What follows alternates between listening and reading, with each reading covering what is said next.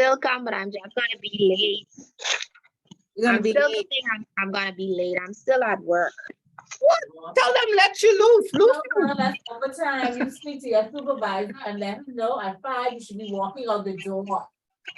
This your other supervisor. Don't play with that with them. This your Don't play other with that. supervisor, Renee. Oh, goodness. So you're gonna be late. Okay. We will be here. Because we have a topic we didn't complete, safety and applying discipline. So I have to go through those briefly. Good afternoon. Hey, but you gonna miss that they bring sandwiches for you and something else. Yeah. Man, tell them save mine. Say save hers. Good evening. Good evening. Who's this? This is Denise Allenpinder. Oh, Denise, we're gonna miss you and you're gonna miss all the food they bring for the last class. Yeah, that's fine. I don't feel too well. I came down, I had to leave. Yeah. Put it over there. leave. Tatum. Put it over there. Put so you can sit there.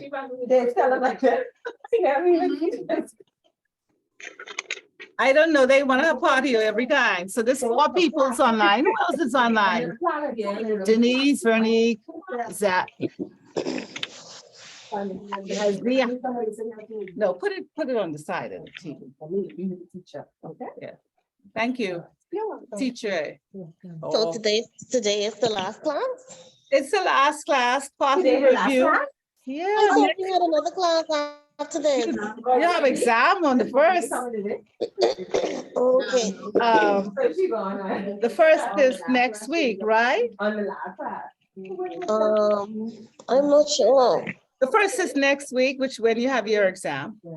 Next week, Wednesday. Yeah. Okay. So we'll be going over anything to discuss this evening?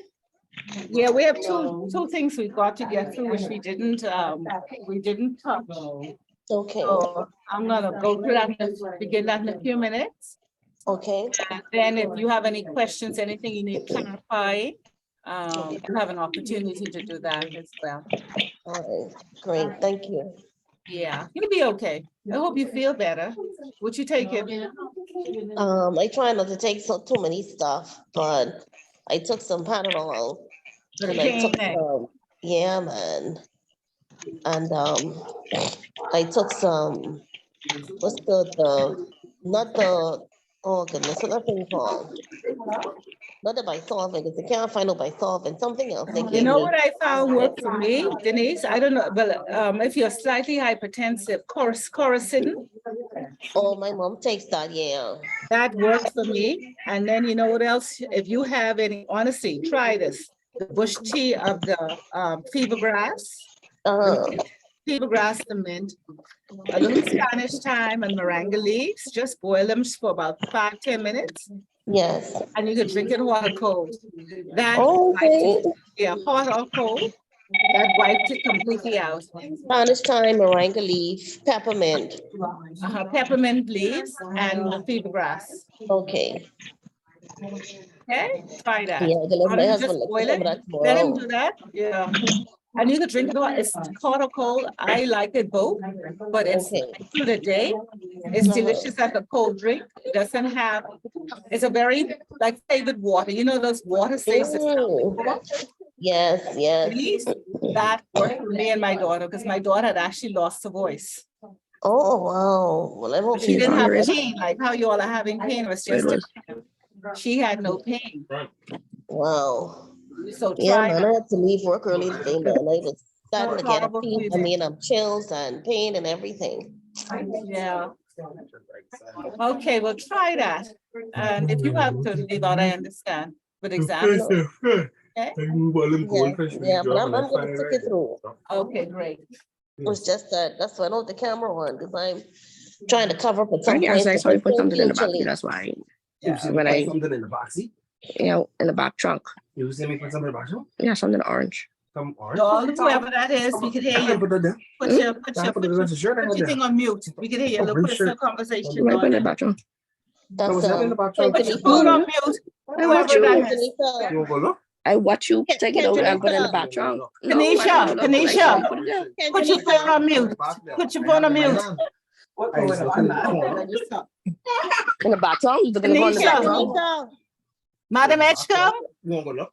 Edgecombe, put your phone on mute. Sorry. No. Tell her what I said, behave. Huh? Tell whoever that is, behave. I can still hear him.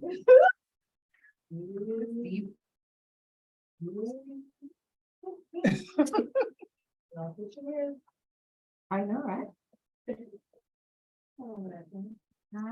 Let me check. I just like plug my phone there, right? It's not going on. Okay, well, good evening, everyone. It's good to see that most of you made the last class, official class. Good Next- evening, good evening. Oh, hi, good evening. Good to have you online again this evening. And Good to be here. wonderful, Anybody else who can find out? wonderful. Tatum also, just someone sign in for me, Azia Bodie. First put Bodie Pinder, just write those names, just the surnames, write Bodie for me, Pinder. Molly, Edgecombe, and Adderley. So you should have Bodie, Pinder, Molly, Edgecombe, and Adderley. All of them in the crowd? Yeah. Oh, no. In a different room. After you miss so much classes, you should be able to be allowed. Yeah. Who's Edgecombe? Oh, yeah. I tell you, stop and try. yeah, I think we need to tie up last class. Last Please be quiet. Boy, she wouldn't tell me how the criteria for people to qualify for the course, as if we don't have it, you know? All of a sudden, she becomes the authority. Okay, let's get started and let's see if we can finish up this evening. And thanks to the hostess of the mostest for the desserts. Of the most. Yeah. For her, we do have, I think there's cookies and sandwiches. That's right. Cookies and sandwiches. Boy, That's right. Isn't she the best? Yes. We just want to thank you and we're going to tell you that we're going to miss you. Oh, don't worry, we can get you in the next. Yeah, Kendra has to make this up for me in our next class in session 2. You miss it, love. You miss it today, honey. I know, right? I know, but you guys enjoy, man. Yes. Okay, I made some notes this evening. Two things I think I need to address. This thing isn't on. Before we start, so we have a clarity on this because some of you didn't have quite a clarity on the papers, but thanks for the papers, the reports. I received one last evening and one this morning. So I now have the brief, I would call it a brief of both presentations so I can complete the grading properly for it. And remember that contributed 30%. And we had 10% for the overall class participation. Now the exam is 1.5 hours, not long. Okay, next week it will begin at 6. It's in-house, in person. Molly, I need you to, I spoke to Miss Bullitt. You can have a word with her tomorrow. She told me you spoke with her as well. So I spoke with her this evening, so you can have a conversation with her tomorrow. Now, if you remember that the exam itself contributed 60 points towards the overall grade. So what I've done in thinking about it and preparing the exam, you would have 5 short answers, a paragraph. Each one of those answers should have at least a paragraph. And each of those five questions will carry 10 points each. All right, each of those questions will carry 10 points each.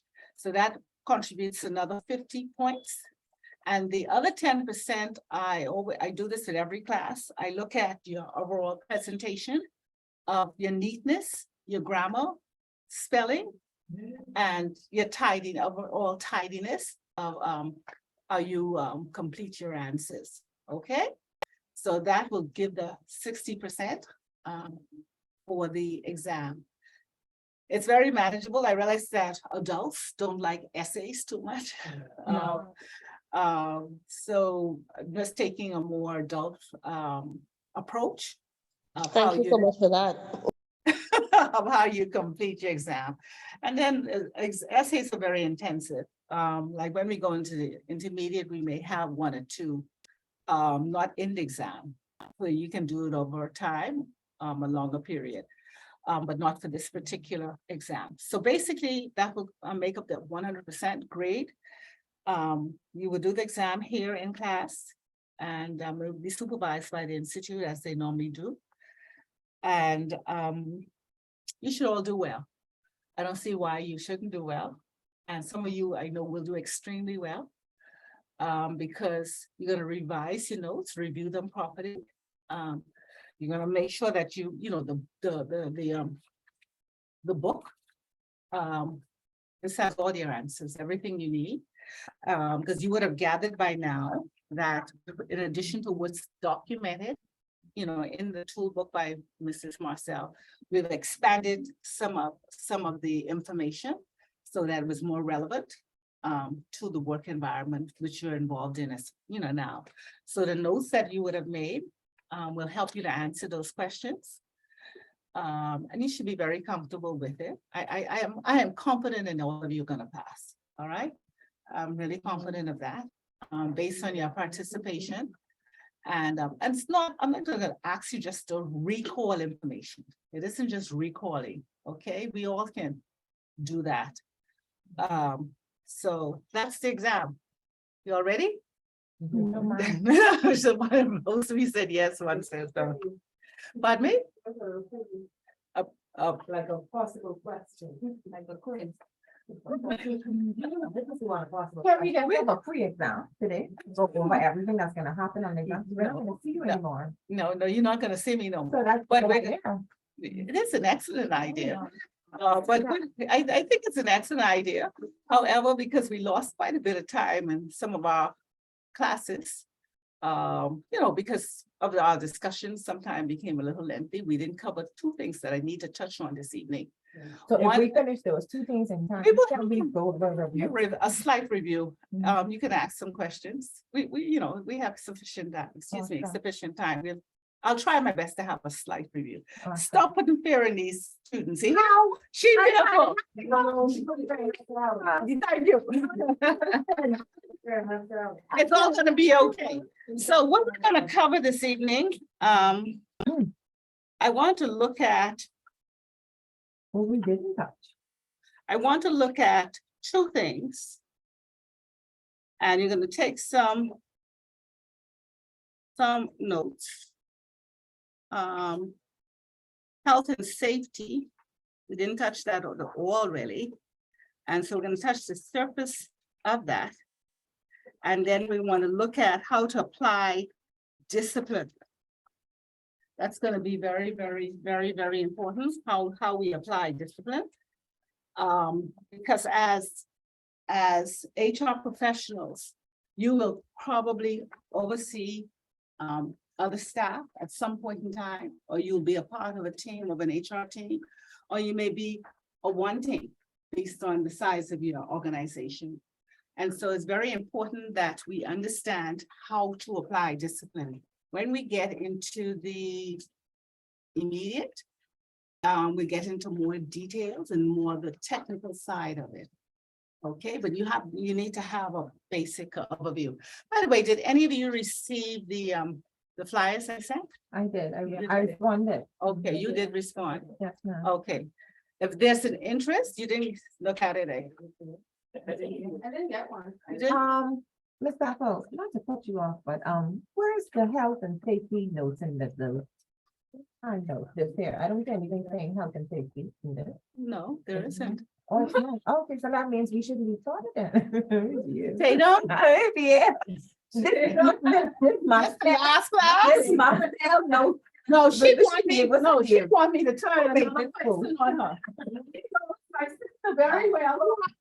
She wants me to explain. I did not teach that in this notebook. Angela Marcel is not the authority in HR. She's an excellent HR professional, but she's not the authority. Okay, now. Okay, Look at but that. she is a guru in HR. And And she contributed a lot to even when I joined the association, we were founding members of the Human Resource Association. And by the way, for the entire class, I spoke with the present president and the vice president, the education of the association. And they've confirmed that they're very interested Oh, in awesome. your presentation Okay, good stuff. for their membership, their body. So I'll have a more detailed conversation with them. And if you're interested, I'll send an email. If you're really interested and you want to do it, you do it as a team. You can do it as a team A group effort. and group, yeah. And some of their meetings are in person and some are face to face. So how we do it, I'm not quite sure, but it will be an excellent exercise for you. And they will be part of the lecture series when we do the advance. They will also come in and do a certain part of that for us, okay? Yes, Denise? So if we need some help with the exam, it's something to do. What will contribute? No. I don't quite understand what you asked me. I don't think so. Like when you get help with the exam, like let's say we get like a 57, Uh-huh. you know. I hear just- that. Let's say we short a few points. They'll help to get us to where we need to pass properly. If the With the group presentation, who presentation, participate in it with Not the that. one that we did for you, the one that. we Oh, go no, to. no. That's separate and apart.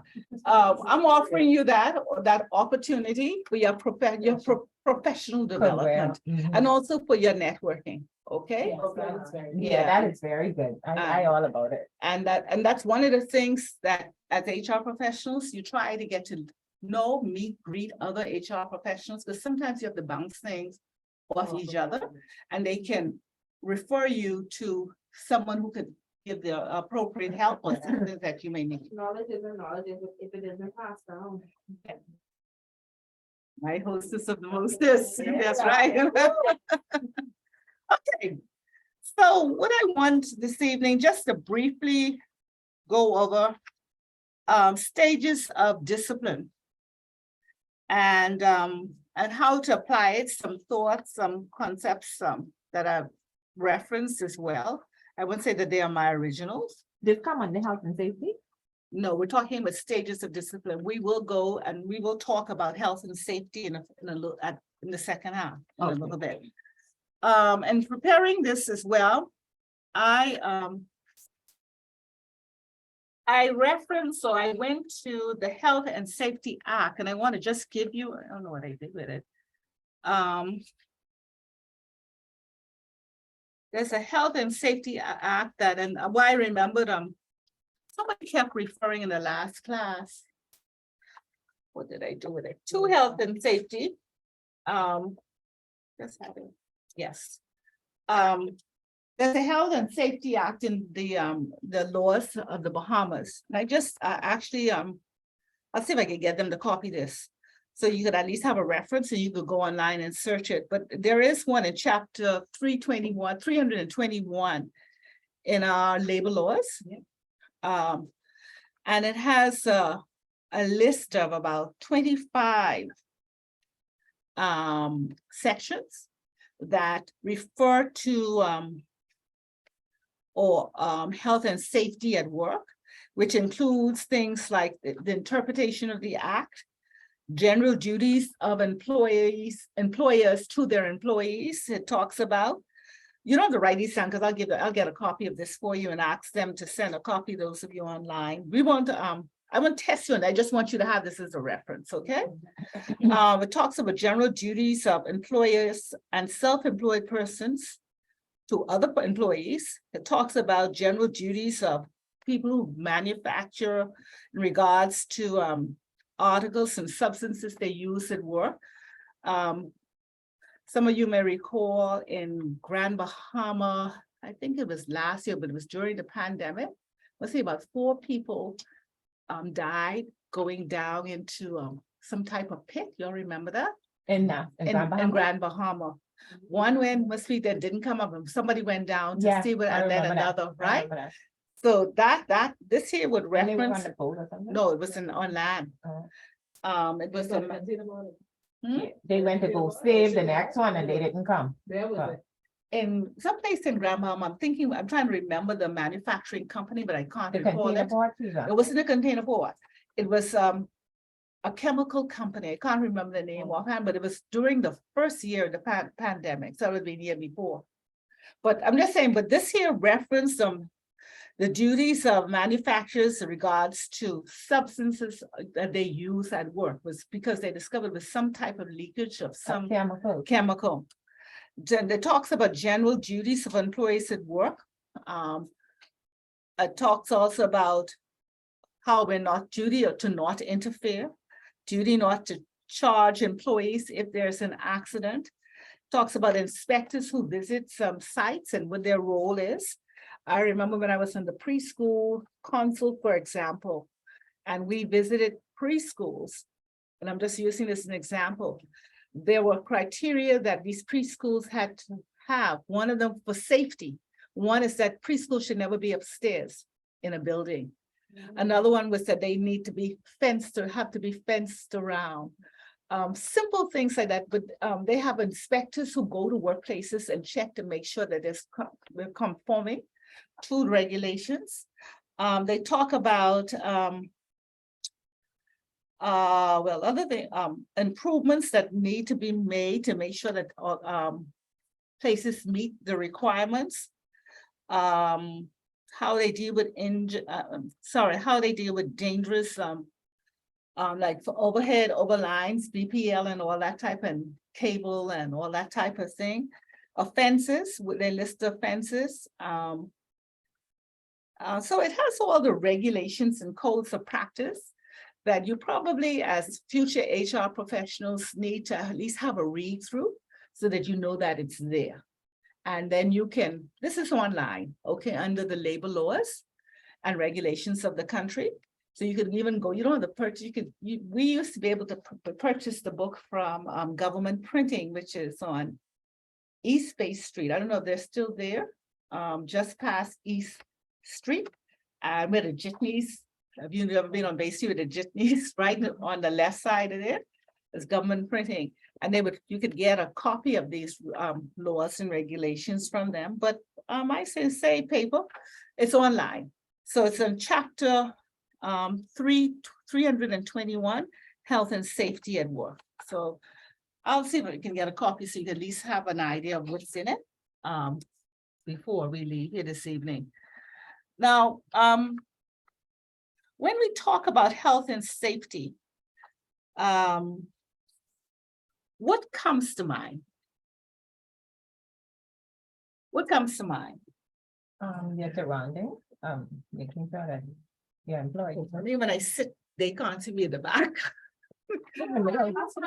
Okay, okay. We could run here, we could hear you. Yeah, okay, and they could see a little bit, okay. I'm sorry, Tatum, go ahead. No, you said what comes to mind? Yeah. When I hear about health and safety, I would think about the well-being of my employees.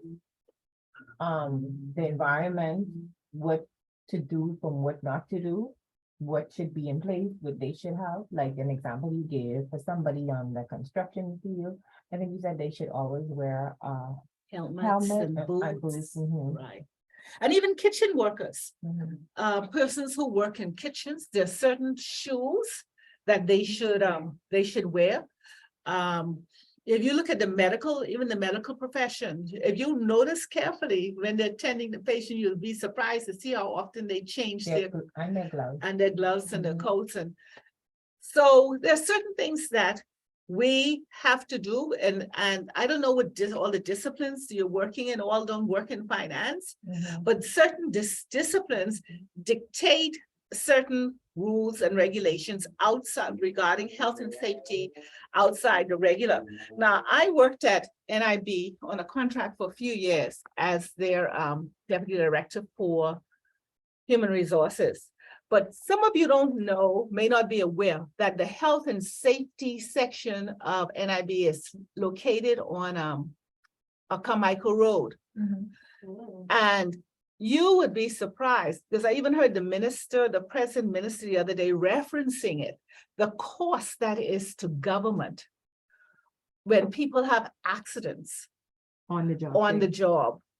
Because people want to sue if you're not gonna take care of them. Well, they just started suing in the Bahamas. They Mhm. probably never used to sue.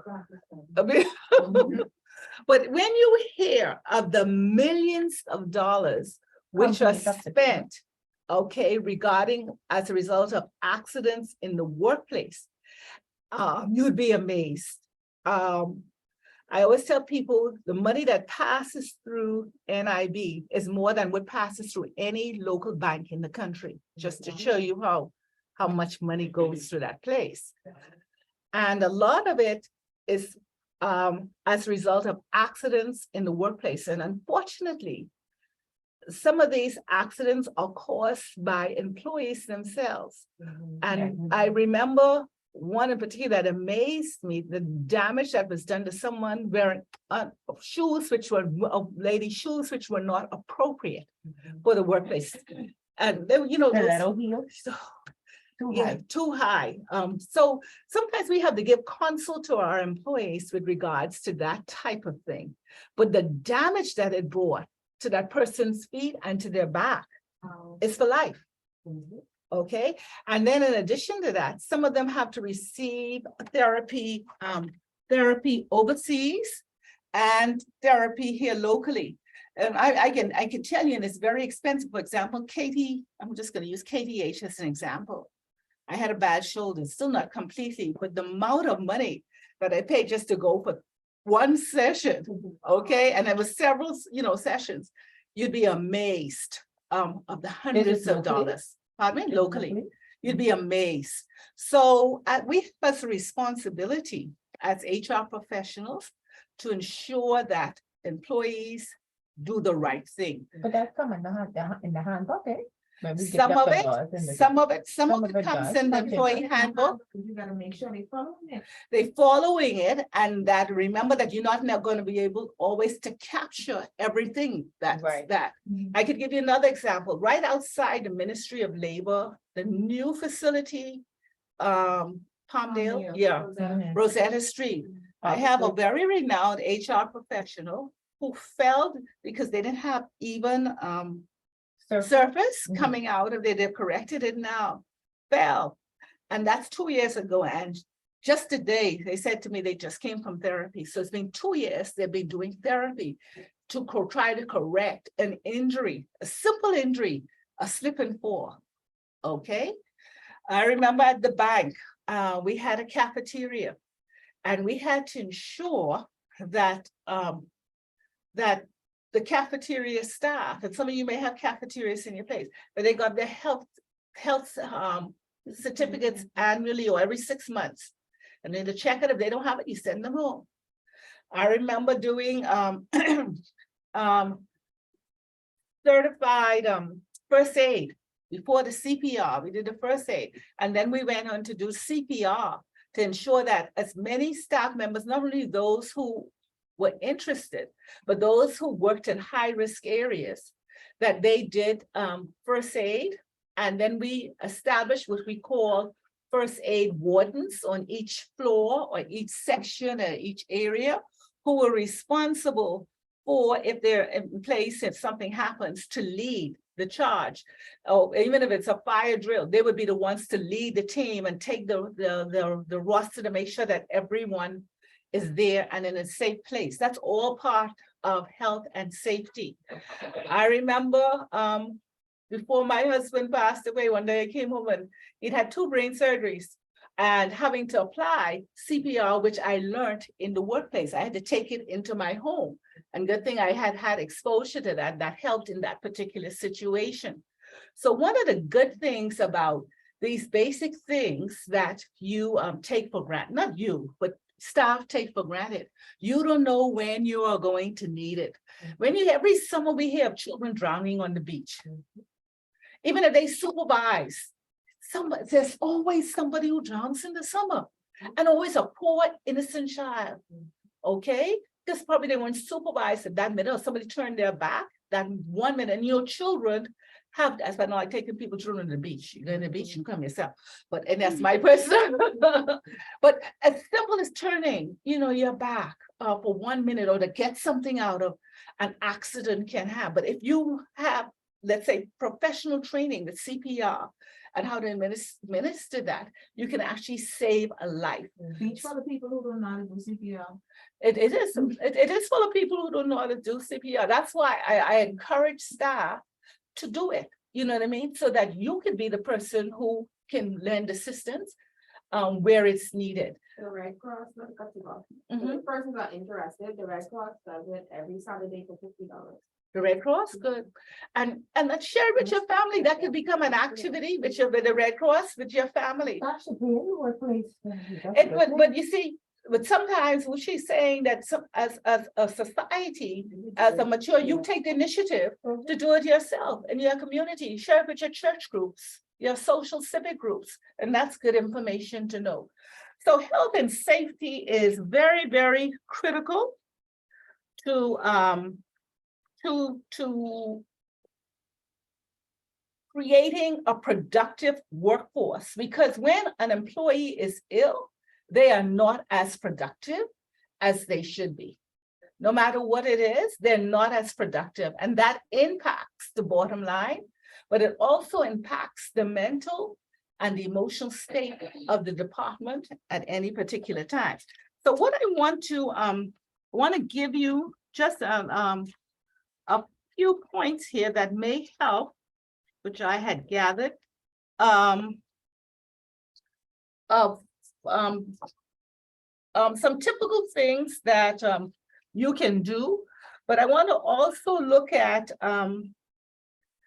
some surveys, some information I gathered as well as it relates to health and safety, and I made a few notes here. I've noted that health and safety in the workplace and health problems are very varied. They're varied in that some of these can be emotional health problems. Some could be alcohol and drug abuse. Some can be chronic health problems.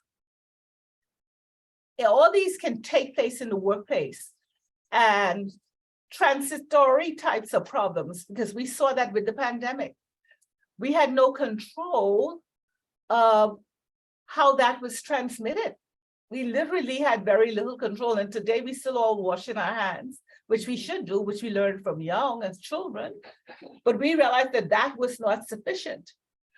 Doorknobs had to be constantly wiped, tabletops had to be constantly wiped. We had aerosol sprays to put in the atmosphere to kill the bacteria flowing. People couldn't hug and contact. So I call it, they can be transmitted. So there are certain things that you can do to minimize it's being transmitted, or get people catching it. Or we had just an outbreak in Exome with the school. They said, right, that's right, last week, a week before, they said now that it's under control. But can you imagine, they always said that children were the ones who would bring it home. And the super spreaders. Right, they're the super spreaders. And I witnessed that, you see that, and that's why they had to shut it down, put them in isolation, etc. So there are things which are transmitted, which are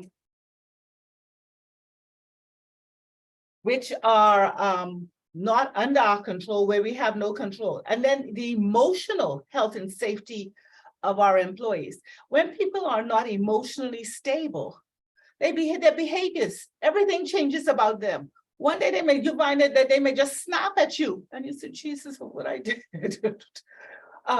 But it creates emotional instability that you may be dealing with as it relates to health and safety. And then you do have the alcohol and drug abuse. And in the workplace, these are real things because people take alcohol not just to relax, okay? But some take it as a getaway, and some can tolerate it more, and some cannot tolerate it, okay?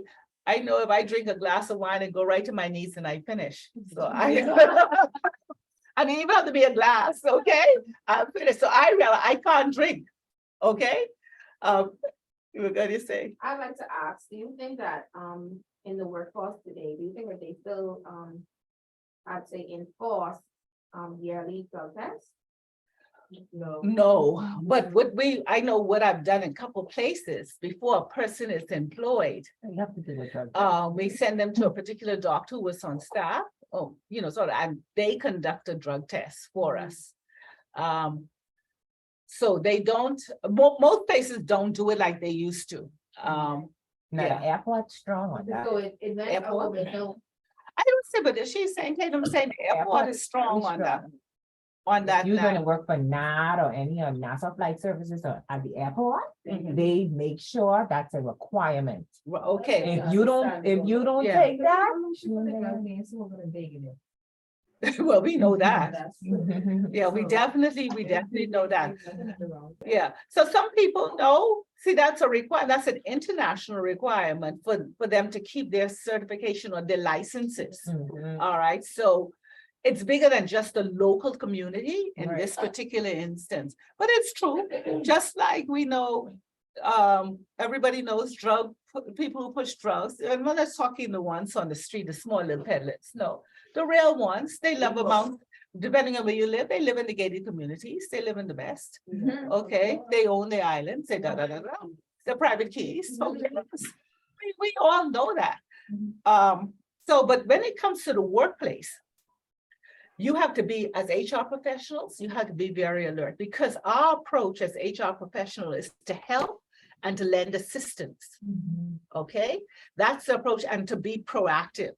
And exactly. And this is why you educate, you inform your employees, and you hold seminars and workshops so the professionals can come in and share the benefits and the areas of concern on different topics. So you take the approach of being proactive through education, information, and knowledge.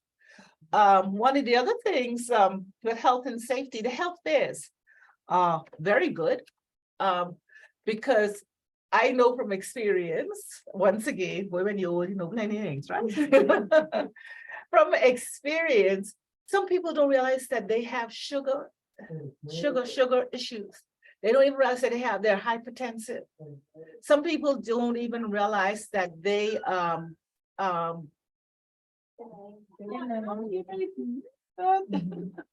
you good? Yes. We got food for you, girlie. That probably sickle cell. They may be a sickle cell carrier and lupus, and they don't know until sometimes they do these tests that we bring the screening into the workplace. So that's being proactive. And the quicker someone knows that they have an issue, They get help. the better they can deal with it. So our approach is to be proactive as HR professionals, and we want to establish what I call or refer to, is often referred to as wellness programs in our workplaces. How many of you presently have wellness programs? 1, 2, 3. But does that include like? We do. I do as well. We do as well. 5, 6, wonderful. Someone is asking if it includes things like massages. Well, it depends on your culture. Make it, why not? Massages is a health, a massage is a health, it's a We have that as well. It feels good, man. What's We have that? that as well. What's that online, sorry? We have that as well. Normally at random periods when we have staff appreciation month, Uh-huh. the bank normally hires a masseuse who comes around to each and every branch. And what they do is they'll set up in a nice spot like the kitchen or a nice office Uh-huh. to make everybody comfortable, make the they'll set the stage pretty much for you to get a massage. And it's not an in-depth one, but it's one where they do a slight one with your back, your neck, your arms, your face. And so every staff is entitled. And so at random periods, it doesn't happen every year, but it's happened a lot in the past. And I'm sure based on us coming back into the office, it'll be something that will continue to move forward. But we've had them on several occasions. Wonderful, wonderful. Royal Bank Finance Company. You have one as well, Denise. That's Denise one, that's Denise two. Go ahead. I just want to say, it's so funny that a lot of us develop issues because of our job. Yes. So it's only fitting that they should assist us with dealing with the problem. You sit up at your desk all day. Uh-huh. Go ahead. I found out the hypertension through the health care. Okay. However, all my life, I've been running my family, Mhm. but for 2 weeks straight, I was in calls, like conference call with Canada, with Jamaica, like just people who I didn't even know exist, Mhm. all because it was trying to accuse me of $10 million. Mhm. And That's stress. I didn't have it. Mhm. And what happened was the young lady, because you have helps now and they're bringing it to characters now. And young lady ended up manipulating the Excel sheet so she could balance. And when I got it, Mhm. it would not balance. Mhm. And then like I said, all of a sudden, like people just come with That's stress. $10 million, like they trying to. So 2 weeks later, here comes the pan, and I went and I did the pressure. And the lady's like, drink some water, cold water, And then sit down for 20 minutes and come back Yeah. to me. And then, but I went back there and she was like, you okay? Should I be scared? What's going on with you? Like, all the time I was fine, like no issues, no headaches, no nothing, no. And she was like, Mom, your pressure is like 210/170. Wow. Now. Yeah. So 2 things happen here. You had a headache? I don't know. No, your body sometimes with hypertension does not necessarily show the symptoms. but- I wasn't feeling it. So Denise, you wouldn't sometimes, you don't feel it. Your body, they're not signs, only because the professionals can take your pressure with the Right. machine, it shows. So you had a combination of things happening. Believe it or not, you may not be in your family. You obviously had a high level of stress, which you weren't used to having. And you didn't even know how to manage it appropriately. Because there are other people in that industry who have been accused of 10 million is a joke. Okay, I'm just saying, okay, but if they're honest, they are able to manage that. And that comes over time with you being able to manage stress. So one of the things that a healthcare also does, if you bring in the appropriate professional, they could tell you how to manage that type of thing so that your pressure does not go up and you don't flip. Okay, so you have 2 things, but you cannot blame a job. Okay, so it's not totally a job, it's coming from all sides. Okay, but jobs can become so stressful that it can bring not only hypertension, people have necks they can't move, arms that get locked, Hair that can't grow. hair that can't grow. Women, you have breakouts, males, they can't perform. You have aneurysms, you have all sorts of things that happen to us as people, because we are human beings and our bodies are deteriorating as we age. It cannot handle things as you get older as it did probably 10, 15 years ago. So you have a combination of factors that are contributing to illnesses in the workplace. And that's why a wellness program is so important. And the more creative and innovative you become with your wellness programs, and you as HR professionals, you budget for those and make sure that your budgets are passed for those programs so that you can implement them and execute them throughout the year. And we're getting better. We're all the pandemic, revenues are beginning to come back. So this is the time now to budget for them, to plan for them, and implement them. And some of them aren't costly. We started, I remember I implemented just a food discussion, okay, of how to prepare foods, how to prepare lunches, meals that were low calories and meals that were high calorie, because some people need the high calorie meal. Everybody don't need the low calorie meal. Okay, sometimes we just take it from one side, but I meant round table discussions. And people bought recipes and they shared, they talked about the success of them. We used the cafeteria one day and we prepared some of these meals which were shared and eaten upon. There's so many things that you can do to bring wellness to your workplaces, which don't necessarily cost. Walking programs, exercise programs is now coming. We're getting, I think the time changes next month. Thank God. You're gonna have longer days, okay? You can have walking programs, exercise programs. There's someone in your workplace who's probably a health instructor of some type. Utilize their skills so that they can also give back to society, and they can do it in their workplaces. So there's so many things that you can do to bring about and establish wellness programs. And these programs, I've noted, they're designed to maintain and improve your employee health before it becomes a problem. And this may include things such as screenings, like we've mentioned. Education is very important. Exercise programs, skills programs like cooking programs, for example, CPR and first aid. So you have about 5 or 6 suggestions there: first aid, CPR, certain skills program like cooking skills programs, how to utilize probably a pressure machine, or how to take your diabetic machine. They skills. You can have programs like that, exercise programs you can do in the morning or afternoon, depending on your culture, your environment. Screenings are very important, and education is another one. Each year, some properties allow the Ministry of Health to come to their properties, to their organization, and administer flu shots. Okay, some people will never take a flu shot, but they're probably 90% who will. I would never take a flu shot. You'll never take a flu, so that's your personal choice, right? No, I had a bad experience. You had a bad experience, so you won't take it again. Mm-hmm. Okay, and that's she's the one out of many.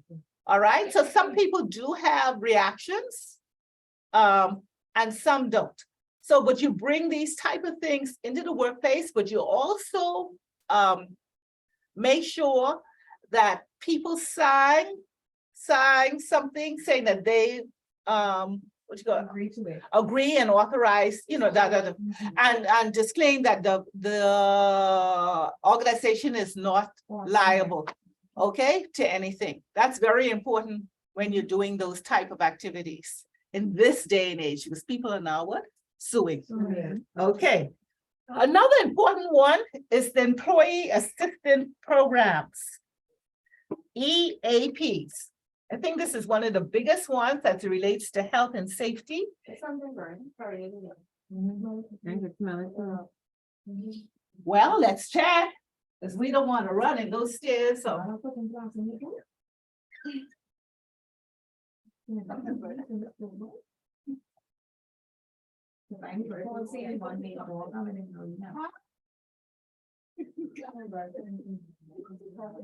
smell it.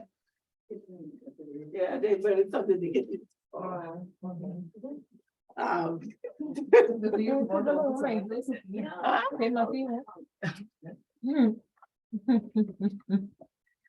Okay, but you got a good nose. My children tell me I can smell it, but I didn't even smell it. No, I smell it, but. I smell it. Passing on the street, yeah.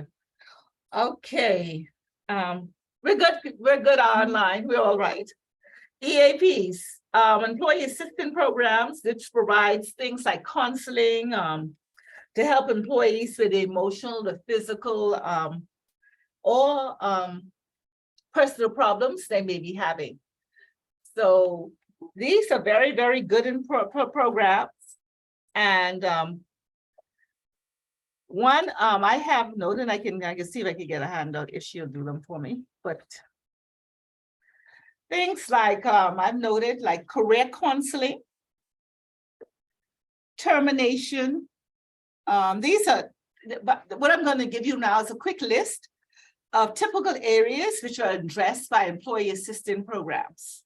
Okay, and it's not necessarily all of them. So one of the first ones you may want to make a note of this is things such as career counseling, termination and outplacement assistance. So what does that mean? When you an employee assistant, you could have counselors who could help a person if they're being terminated for whatever reason. So that they they're don't gonna come give them back. funds? What do you mean? They No. can help us fit? That the counseling and give them how they can move on. Yeah. Okay, how they can move forward. Like spiritual advice. So what is outplacing assistance? Sorry, like spiritual. Like what spiritual advisors to Rodney?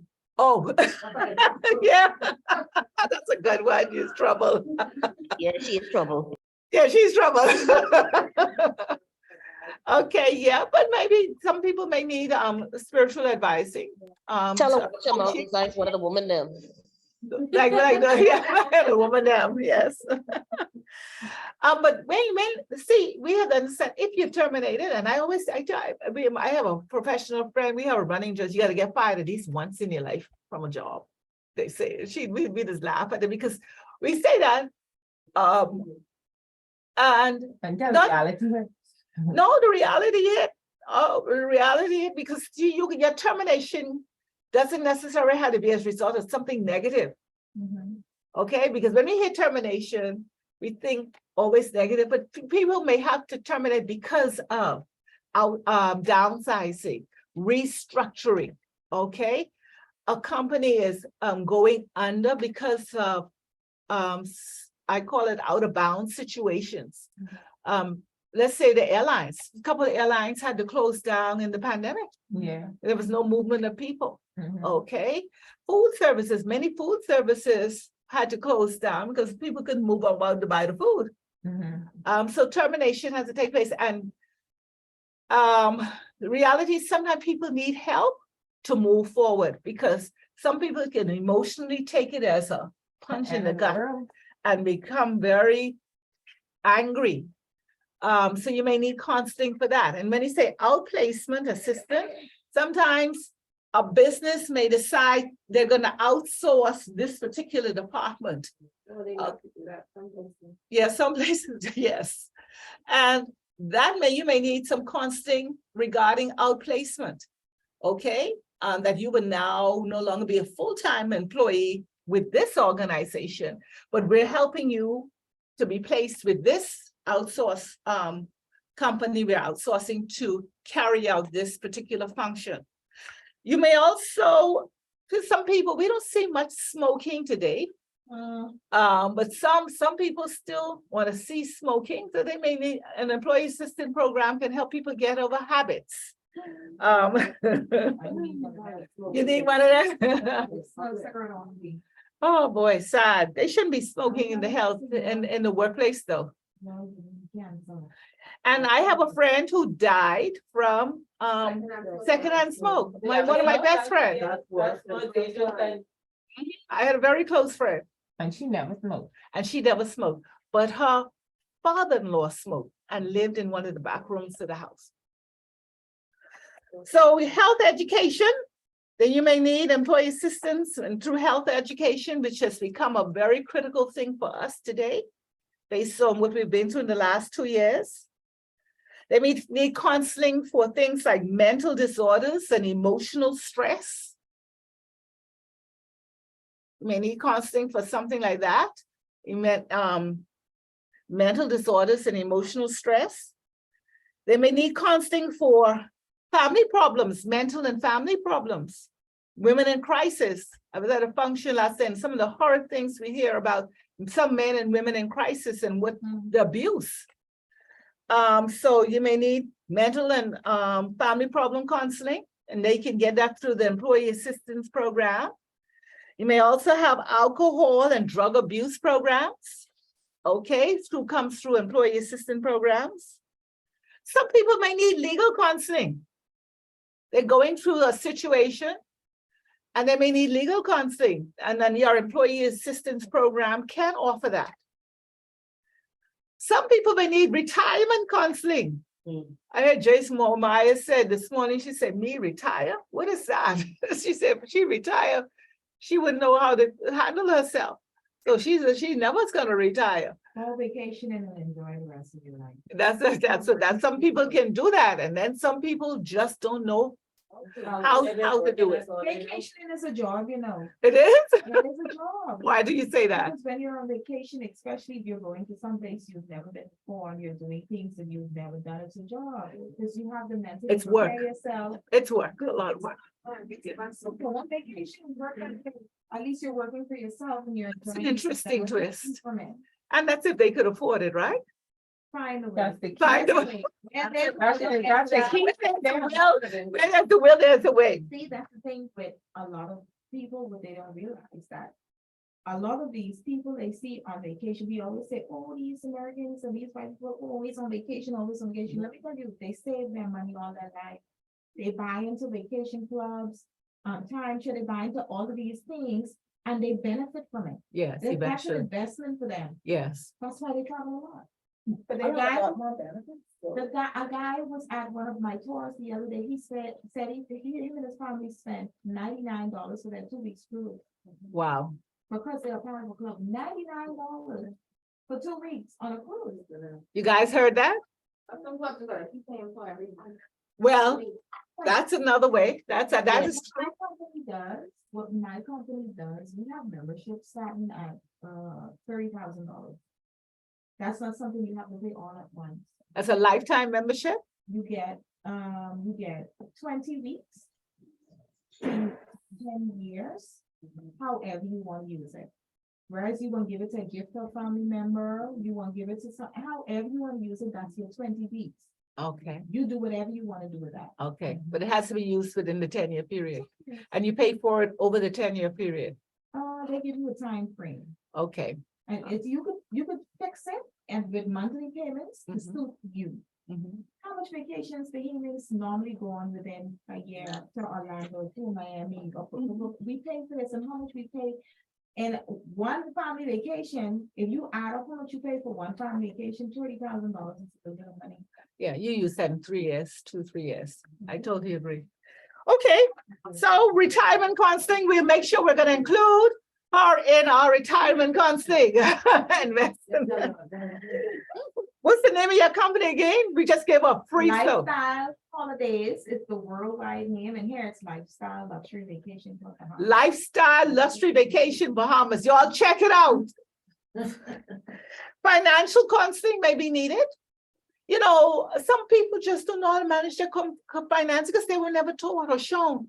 So they're operating in ignorance. They just don't know. But we take it for granted. Who said that to me? Who was that? Who? Me. Right here. Oh. So that was me. Even like when I hear on the news, like let's say, okay, save it. Right, I do nothing. right. And let's say, here a couple of like people dropping out. Mhm. Life's too short. Let me just go. What I do. Bodie, y'all heard that? That's what y'all do down there in Exuma? No. No, you manage that. Things too expensive. Things too expensive in Exuma. Molly, you working for Deltec. Will you do that? 5% people on burn. He gone. Oh, I ain't going there right there. How do you feel about that? Hold on, rephrase it again. Let me make sure I got the gist of it.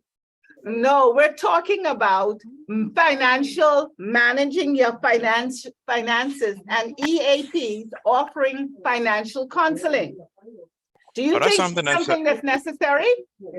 I think for specific employees, yeah, I mean, because not everyone is good at managing their Well, listen to finances, what so he's some saying. people do need the help. Not every, is not a program that's gonna work for every employee, because some employees are good at managing, and then there are employees that are not good at managing their finances. But from what I've seen, because I work in HR, I think that it is necessary. Another thing too is you talked about the counseling. Yes. That's something that we are looking at now where I am, just because, what you talked about in terms of people what they have to deal with at home, not just on the job, because there's, people, I can tell you, people come into work with all kind of stress and baggage from home, and you can see it. Literally, you can see it on their faces, you can see it in their performance. And because they literally have nobody to talk to, it's only a matter of time before they implode. And then, push comes to shove, the worst happens where, either they get written up or they get let go because of non-performance. And, one of the things we realizing now is that, you have to identify these things first and try to help the employee before they get to that stage. And Exactly. so Being for proactive. us, yeah, and so for us right now, we are looking at ways of being proactive, because we kind of restructured some of the programs that we have going on now, to help employees with that. Okay, wonderful.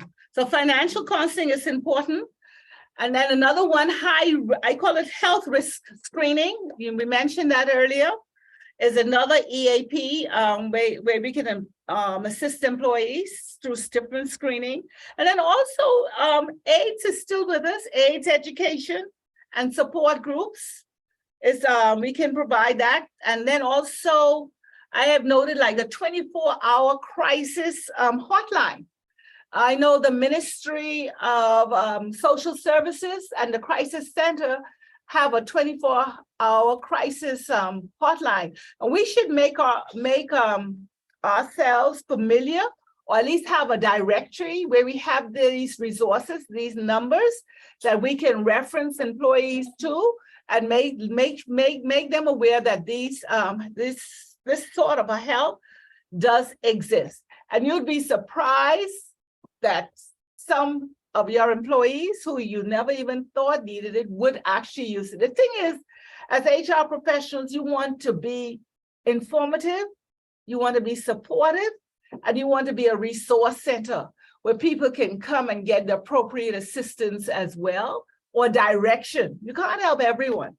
And that's another thing I wanted to say to you as well. Don't for 1 minute think that you as HR professionals, that you have all the answers. You don't.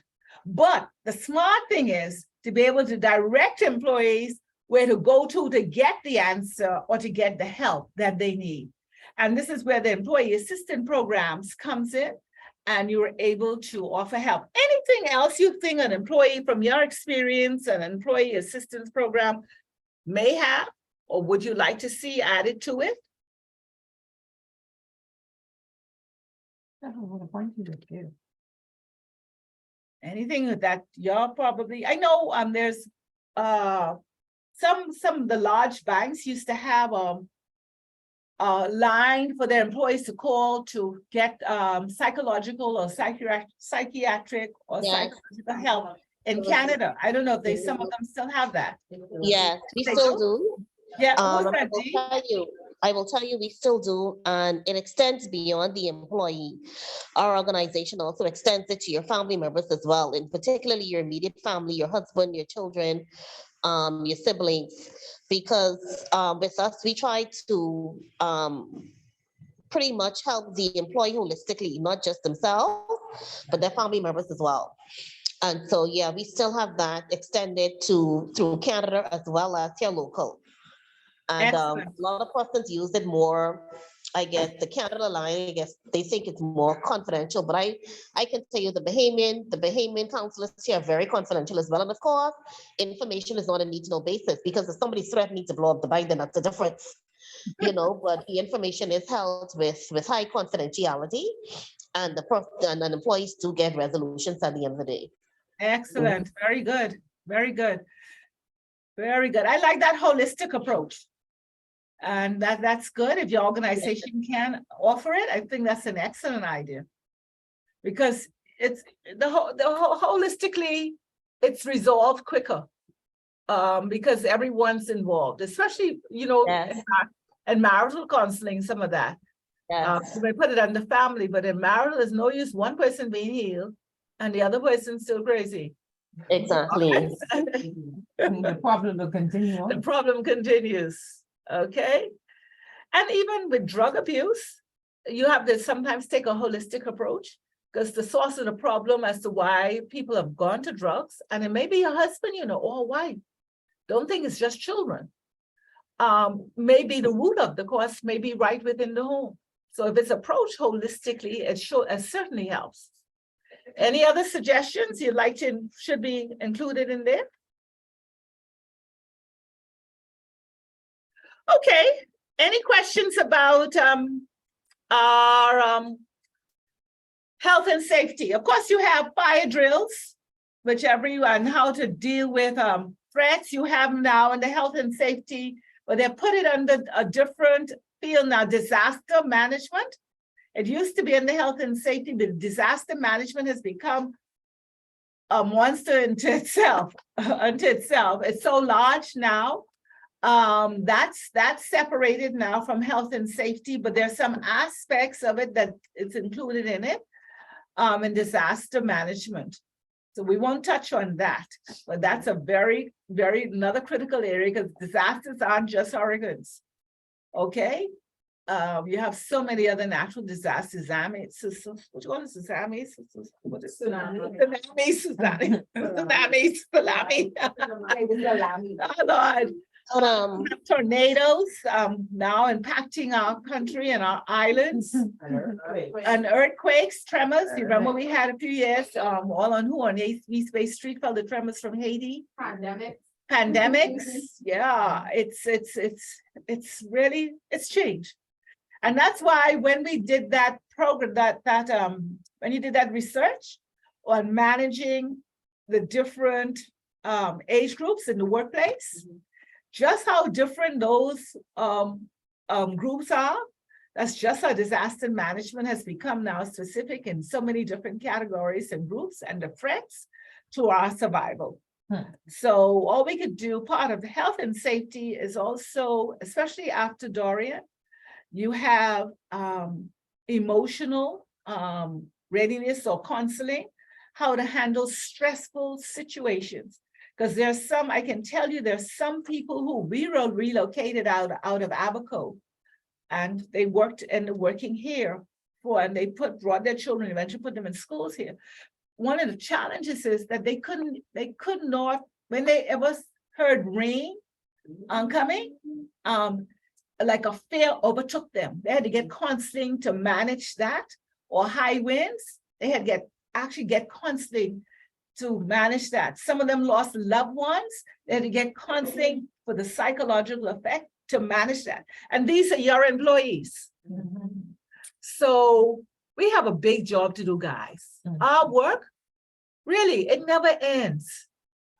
But we have to learn how to manage it ourselves, because I can tell you after Dorian, emotionally, I personally got entangled in the emotion of that, because there was so much pain and people became just hopeless. They lost hope.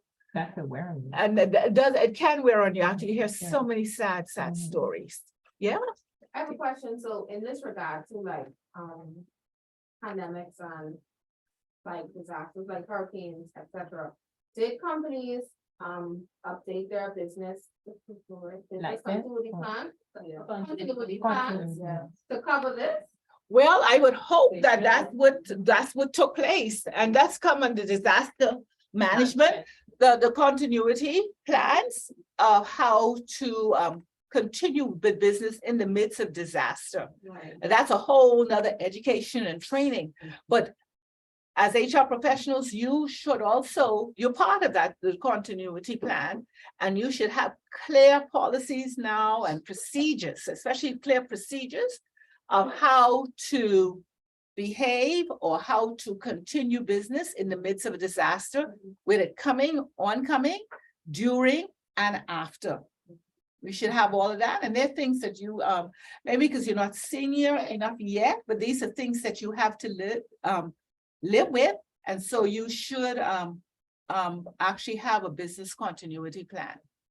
And we'll touch some of that again in the advance, but that's a very good point. Okay. Okay, no questions to that? Everyone good? I just have a statement, Yes, you have a statement? Go Okay. ahead. like with, my job. So they ended up revising, some of the things that we used to do in terms of disasters. Like one of them was, we never really looked at moving on. Well, what they implemented was, after the disaster, for instance, let's say you can't move some tree in the road or whatever. Mhm. Now they arrange a pickup for you, like let's say ABMs needs to be serviced or whatever the case may be. Mhm. People are now designated to do certain things, you are aware. Mhm. That in the event that this hurricane come and they call upon you, you know your family, not to leave your family. And somebody be coming to pick you up. So arrangements have to be made. You call in the office and you have to finalize whatever it is, before whatever it is, and then before, we never used to think of servicing ABMs and things like that. But now, you know, before the storm, what could possibly happen. Right, But yeah. don't they have all shuttered and blocked up? So once, okay, so for instance, let's say after that, After some. let's say a day or two after the storm, now we're trying to get back on, people are gonna need money to do whatever it is. The service. So, exactly, so at that point in time now, you know, and we are waiting for the general public. Right. Right, to start screaming, you're Right. being proactive. So they're being proactive, and like I say, you notice beforehand. Yes. We never used to worry about it. No, we didn't, no. So now they let me know prior to, And that's how it should, so there are no surprises. you're gonna get a quite extra before, Mhm. if we need you, they'll have to come in. Wouldn't it be smart if you're locking all the ATMs down? I would think it would be smart to make sure the ATMs are full, so when you unlock it, you don't have to go. But even if you lock it, it's a disaster, you don't know what's. You don't know what's going to happen. Like, one ATM was down for nearly a year at Prince Charles. Like a manager's job. You'll be with just. But now they're definitely who is going to do this and who is going to. Yeah, That's the business continuity, and that's what she's speaking about, and that's good. And the thing about it is, with a business continuity, especially in a hurricane, we know that even though the businesses have that, nobody can move until the government Right. releases Okay. an okay. So you don't have, you don't have that fear, but it's very good. They will go and pick and collect the persons who are needed in a disaster, some type of disaster that doesn't know. And I want you to keep your eyes, it don't necessarily have to be hurricanes tomorrow.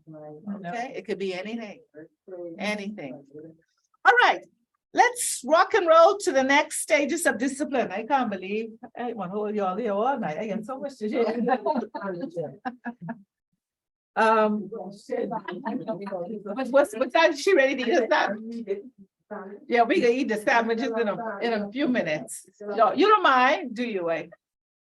Some of them want their food, but my 5 employees on the Yeah, students. the sandwiches can get soggy soon. They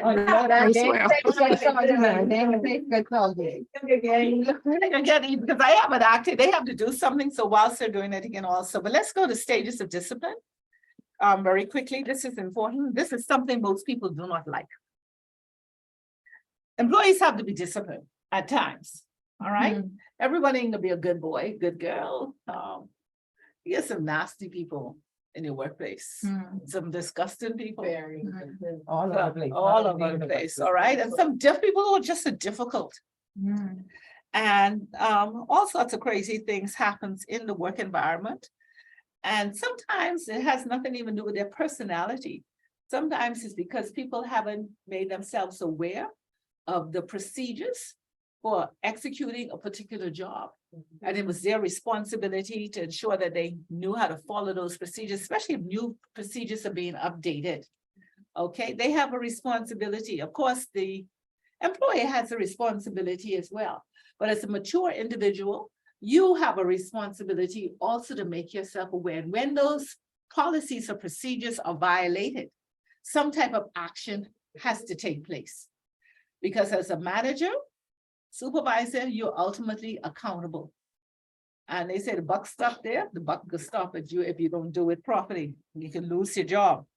So one of the first stages of discipline I want to suggest, well, which is best practice, you always give an oral warning or reprimand, you may refer to it. That's the first stage, an oral warning or reprimand. And you should make, when you're giving an oral warning or reprimand, you should make sure that that warning is prompt. You don't do it 2-3 weeks later. Make sure it's prompt, it's accurate, you know what you're dealing with, and it's done in private. You do not discipline people in public. That's a very bad practice. And I've seen it over time, and it just hurts me because it's a human being you're dealing with. And people deserve some degree of privacy.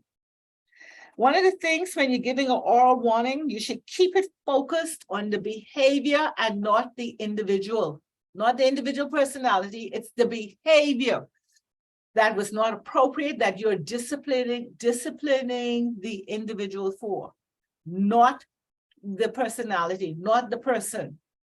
And unfortunately, in my country, we sometimes become very vindictive persons when you have authority. It's very unfortunate, but it's wrong and it's evil. Exactly. They say when you're powerful, be merciful. When you're powerful, be merciful. This topic just speaks to me, and I just call my eyes in the car, me take that, come in here. I do a whole prayer session and praise and worship session this morning in the world. And when I reached the work, I told my aunt before I came in class, I said, God, move on my behalf today. Because had I allowed my anger to get the best of me, it could have been horrible. You know, I'm dealing with a company with a lot of expats. Right. They're not used to the way we do things in this country. Right. The owner of the company saw the potential in me and saw what I could have done in his company to help us be within the laws of the Commonwealth of Bahamas. I keep reiterating to him, you gave me this position, but you didn't speak to your managers to make them see, know, and understand what my position is. So they don't have that level of respect for me. I had a situation yesterday. It was one of my staff birthday. Came to work, I saw her. This is a staff, you have that one staff who, if they're not at work, you're gonna know. Because they always nagging, always loud, always. Yesterday was her birthday. I pulled up to work, saw her all the night. Well, and there's that's nice. That's all I think I see them all. Means they don't watch nothing on her birthday. On for lunch, looking for her because she's stationed at a certain point, and I'm watching the everything happen. I don't see her. She's a supervisor. Watching the operations roll. I say, where's say, hold on, I leave my lunch. I say something here, right? Hold on. Gone to her department, where's the supervisor? Oh, she's off today. I say, have you seen Linda? Linda, oh, I see. That's true. I see Linda, but Linda back here, I really see all day. Okay, But then you saw Linda yourself. on to the next department. See Linda today? Linda clocked in this morning, but for true, I see Linda all day. It's not. Linda, why Linda? On that man. Go and get Linda. I said, I told one of those, I said, can you please contact your supervisor? And ask her to get in contact with Linda and ask her to come and see me in HR. No, you caught Linda, think she in trouble now. The supervisor did not contact Linda. The supervisor took it upon herself and contact the manager. So the manager called me, carry on bad on the phone. Oh, who do you think you is? Who do you think you is? This my department and but where how you would take it upon yourself and tell my employee, but come and see you, say that you out of line, you don't have no authorization. I say, hold up. I get loud.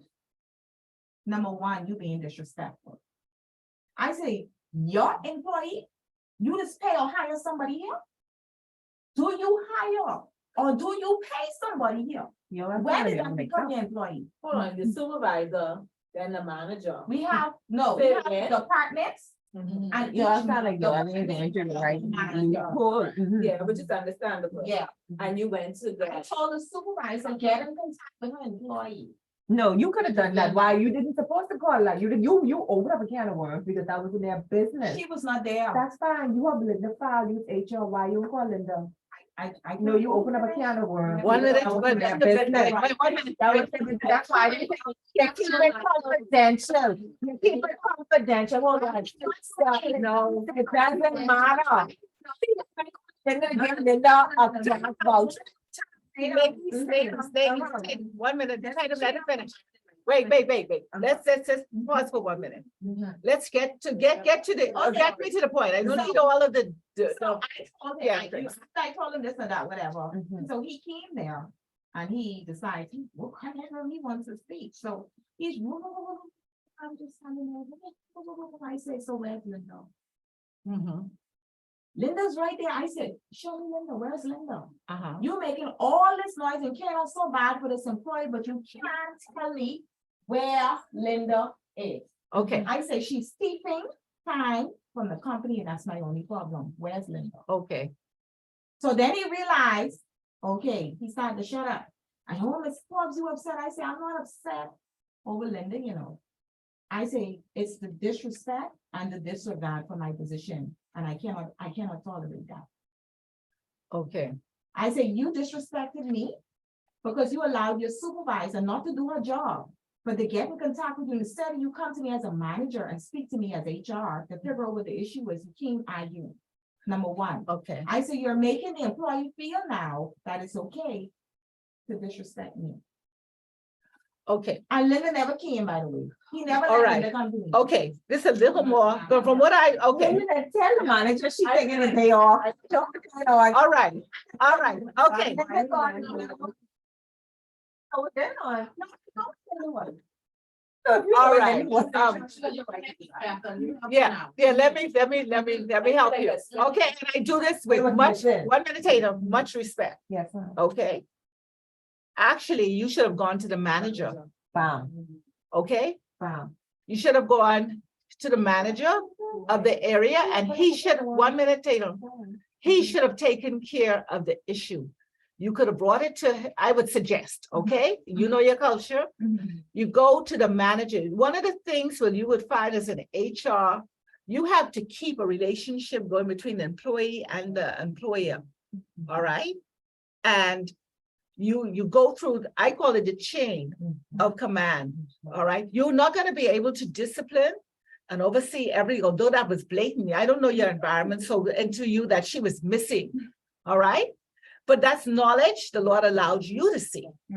But don't try to discipline other staff who are supervised by someone else. You got to be very careful so that you keep the relationship between you and the managers open and respectful. Now, how you all two approach each other, raising voice and whatnot.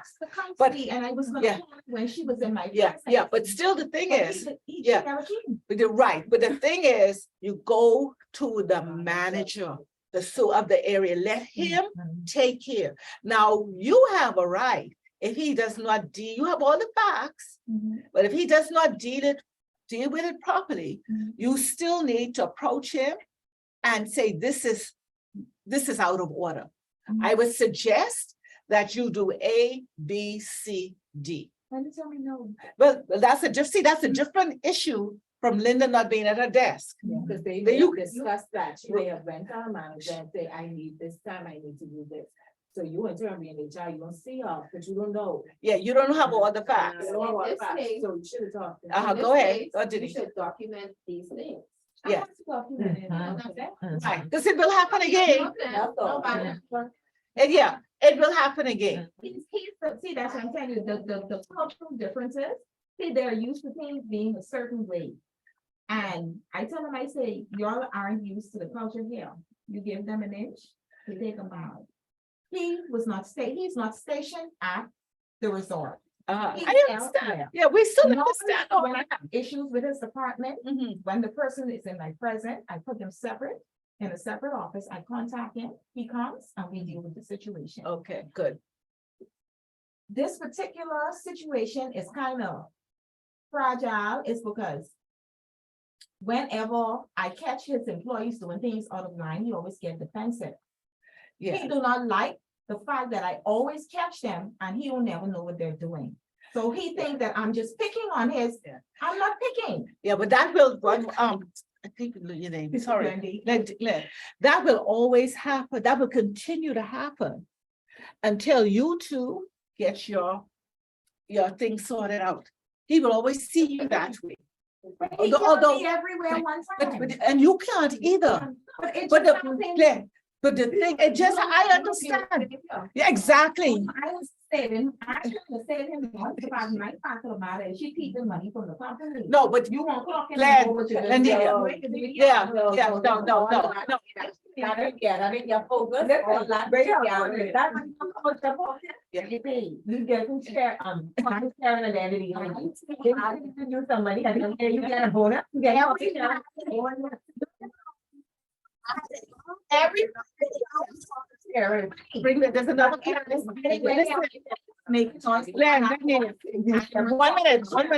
People's money. Tatum, 1 minute. No, I go. We got to talk. Yeah. Yeah, I got help you. Yeah, okay? You have a real challenge. I go. All right. Share it at the end of the year. So if you Tatum. don't save them this money, then you get that. No, money. but it's- That's the culture there, right there. That's the Tatum, culture right there. The thing is, it's, Collect the money and don't work. no, you see, but you gotta be careful with that. Okay? Very careful. Be very, very, very careful with that. This, my dear? Yeah, yeah. But that's, see, you are very, 1 minute, you are very emotionally attached and trying to make sure that it's done. Right, but it comes of a time and you have to release some of that. And, right, and you have to let your managers and supervisors do their job. Now, when you come to evaluating them, if that's your responsibility, then you address those issues, okay? But don't, anyhow, we can talk some, don't take, no. You, that, it will send you crazy, right? It will send you crazy. Live life. Yes. Everybody, listen, we have terrible things.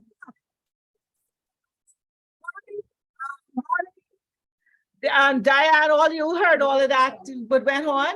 But I have this, like, you see, Yeah. the things, my supervisory course that I'm offering next Tuesday.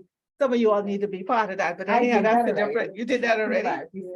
Okay. Miss Bonnie do it. Oh, with Bonnie. So that, see, these type of things we addressed in those type of seminars and workshops. But that's a whole different thing out of HR, okay, right now. But anyhow, so the second thing is the written, okay. What we was talking about oral, we still on stage 1, okay? And Or reprimand. reprimand. This here may, when you give it oral, you do it in private, it also, it may be documented. And Dee is suggesting, make sure you're documenting it, things, okay? So you have a point of reference. Stage 2, the written warning. You put the written warning in a formal document. Some places have forms where you can write in whatever the warning is all about. It has the process steps, etc. But one of the things for doing a written warning, make sure that the penalties can be applied at this time. Now, sometimes you have in your policy penalties for, let's say, for being disrespectful. That may be a policy broken. You may constant tardiness, okay, leaving work before time. This, we call them simple, no, we don't call them simple penalties, minor infractions, okay? not completing work in the timely stipulated time, okay? And you constantly have how you could give a warning for that. You could also give coaching, but make sure whatever the penalties and based on your policy and your handbook, meet the infraction. You don't want to be so overboard and so with employees, all right? But especially if an infraction can be corrected, if they're willing to have it corrected. Stage 3. Now, people continue and certain behaviors don't improve, you may have to give another warning. And sometimes when, and normally it's stage 3, from my recall, it depends on your, right, it depends on your culture and your organization. Stage 3 normally can lead to a suspension if it's the 3rd time. Now, when you're doing a suspension, you're saying to the individual that this is unacceptable behavior that's persisting, that's constant, and you haven't made appropriate actions to correct or change the behavior. And this here, 3 minor warnings normally lead to what we call a major infraction. And when you do that, you can then suspend the employee. And this is, and depends on your culture, you can then suspend the employee for a specified period of time. Now, in a union environment, they normally have a specified time where you have to do appropriate investigation to make sure your next action may be to suspend them for an extended period of time and they come back to work, or it may be that it's becomes a major breach when you decide to terminate. Involuntary termination may have to take place, okay? Especially if it's a major breach. Sometimes though, you could get to automatic dismissal, and I call that stage 4. You may not even have to go through the suspension, especially if the infraction is major and you can support it with justifiable reasons as to why you have to dismiss this person like on the spot. All right. And when you're doing that, always have witnesses and you have security. Very, very important with you when you're terminating involuntary. That's why some people, if the police is escort them off your premises. Sometimes police and sometimes I your saw senior, a situation like that. Mhm. your serious On the back. security. Yeah. Mhm. And I was so shameful though. It is human in most, Mhm. yeah, it's something out of your control, but you have to protect the other employees who are left there as well, Yeah. okay? And you don't know how people are gonna Yeah. behave. And it's not, you and me said the term, sometimes you release them to their destiny, but child, before they go to their destiny, they send you to yours. If you're not careful. All right. It's not that got in their bad, right? You gotta go. Okay. Some tips when you're applying discipline. Investigate thoroughly before taking appropriate action. And DC got it? Talk with others who witnessed the behavior in question. You did that. You asked a few people. Okay? So you want to investigate thoroughly before taking appropriate action. Mhm. And you want to talk with other people. Get all your facts. Another tip, I say, make the discipline fit the crime. So how do you do that? You examine the policies and procedures. You examine them and these policies and procedures which may have been violated.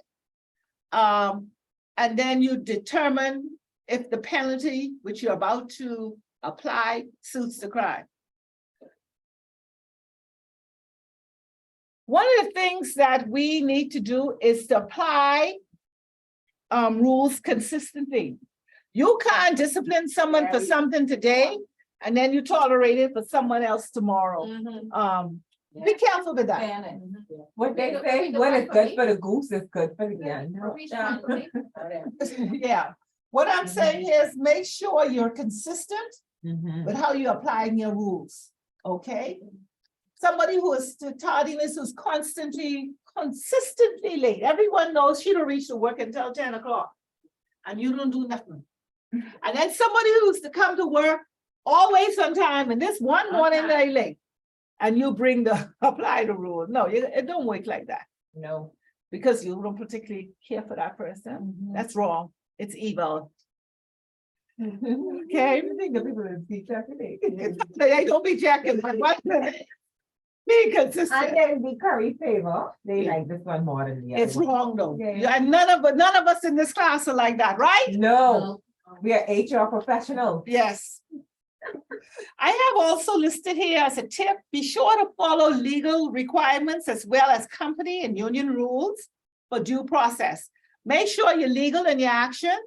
And if you're in a unionized environment, make sure you're following the rules and due process is taking place.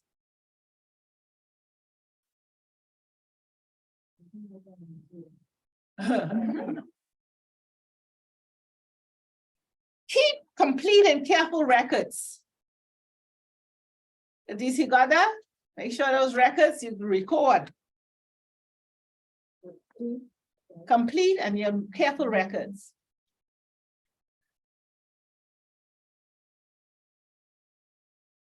Then I have be forthright about the disciplinary steps being taken and the reason for the action being applied. In other words, be honest with your employees. Tell them why you're applying this. You gotta, some of us are very timid and how we do things. We don't want to tell people that they're wrong, that the behavior is not acceptable. But this comes with maturity. You have to say, this is out of order. You know, this is wrong. It cannot be tolerated in this particular environment. You're constantly doing this and we're not going to tolerate it. Now you got to straighten up. And that's the old people say, fly right. And lastly, I have a tip here. Do not harass or intimidate employees, enforcing them to quit their jobs. So you don't want to harass or intimidate employees.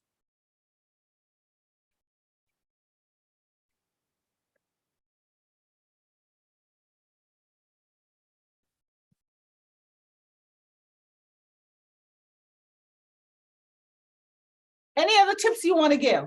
Anyone online want to give a tip that could help? It's gonna come on the sound. Possibly. I know this one. No, discipline is something we don't normally, you don't like to do. But it has to be done. If it's needed in the workplace, it has to be done. I have a question. Yes? When it comes to written warnings, is there a deadline, like a deadline that you can write someone up? If a situation happened 3 days ago, can I write somebody up today for it? Once you've done your investigation, yeah, but my counsel is to take quick action. Because you don't want to do it a week later, 2 weeks later. And they do that. Yeah. So take quick action. 3 days to me, in all honesty, is a little extended, extensive. Mhm. Yeah. Yeah. But Do it. I'm doing it right away. yeah, but there may be various factors that inhibits you taking that appropriate action. Yeah, so it's all relative. But so the thing is, I say, do it as quickly as possible. Okay, Okay. let's think of something. Let's say somebody did something today. But they shift workers. Okay, and they're shift, they may not report back to work for another 2 days. I'm just using it as an example.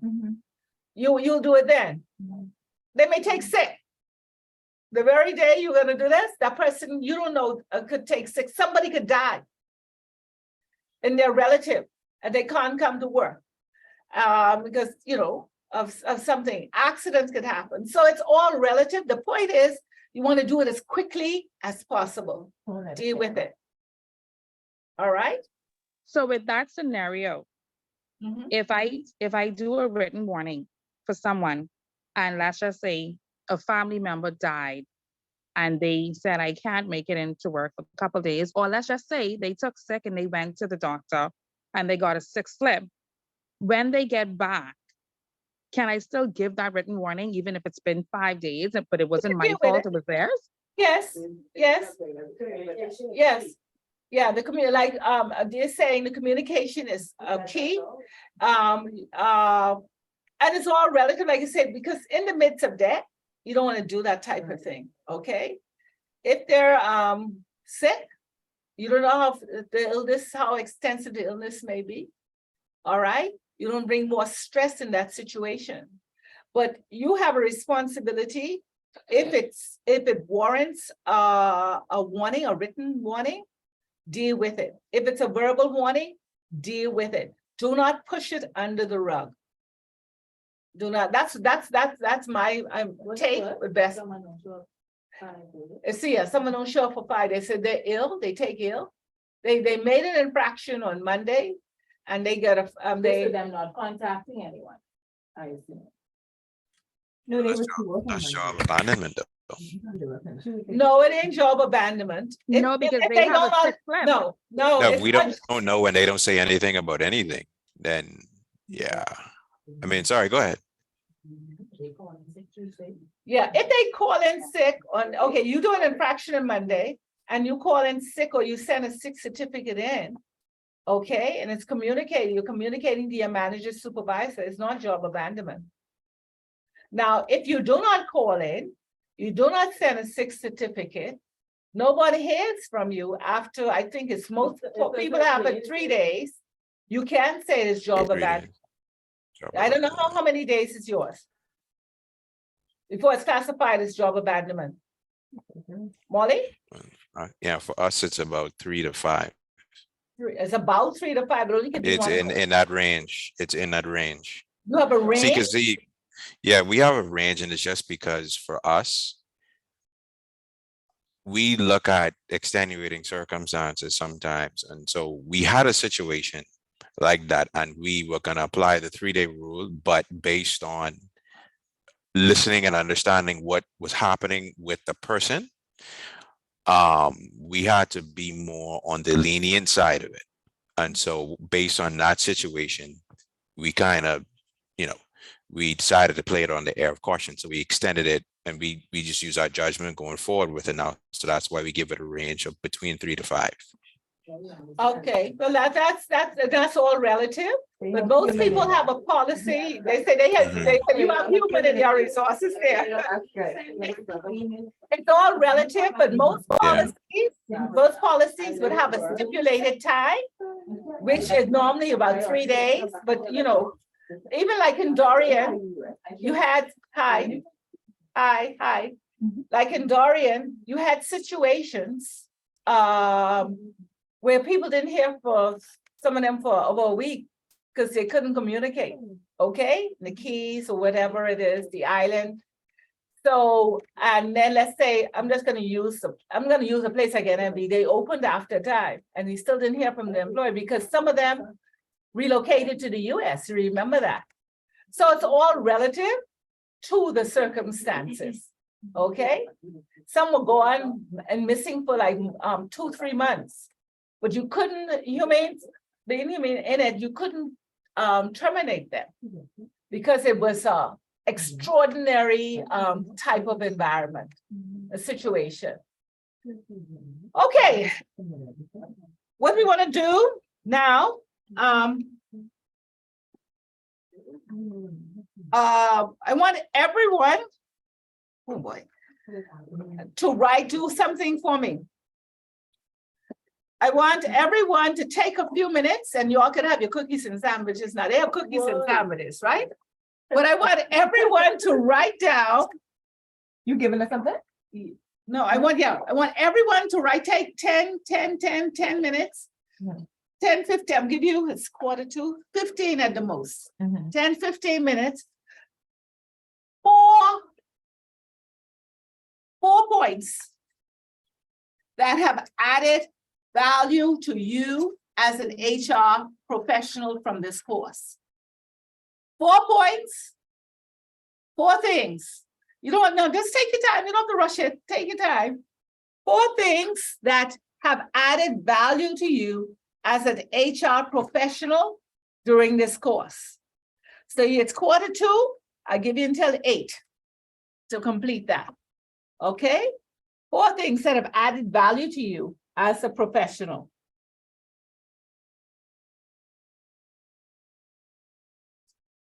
Does anybody want their refreshment? Feel free to get it.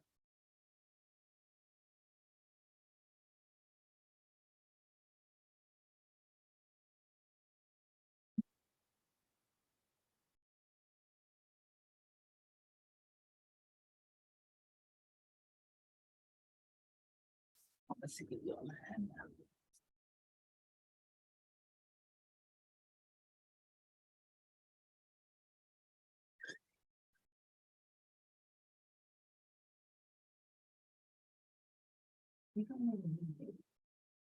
You just an actor?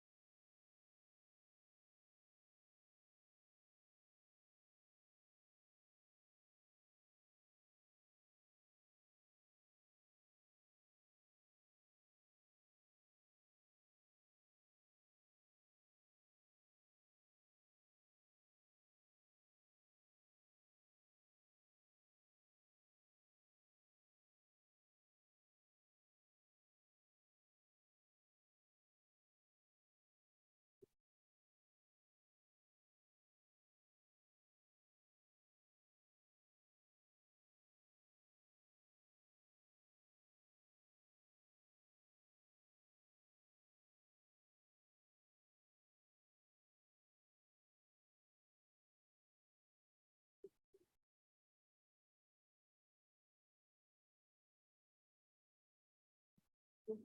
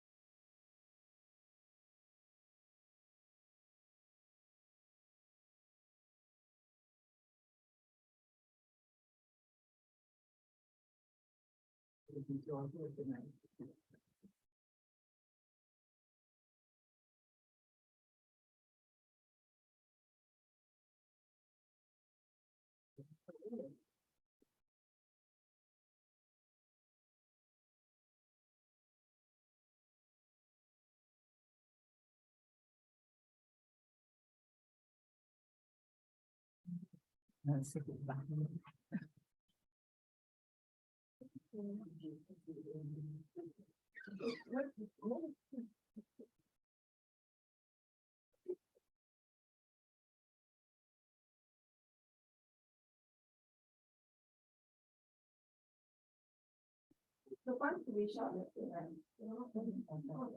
That's what I'm about to say. Yeah, they see you. And then we're gonna share it. We share. Because I usually we share. We get it. Sharing it.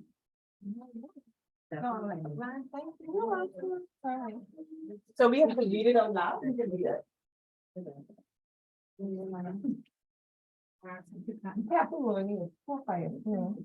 Well, I think what we need is what we did, I think.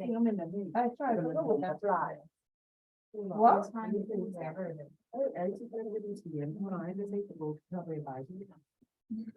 They say there's one that takes that. That's what I keep, I see, I think it was fine, but I say, I don't get your good. But we write it again. Really and what? I write it. I think you're. Oh, it's gonna have to go DBA. Okay. It's added value to you. Oh, a lot of mission around it.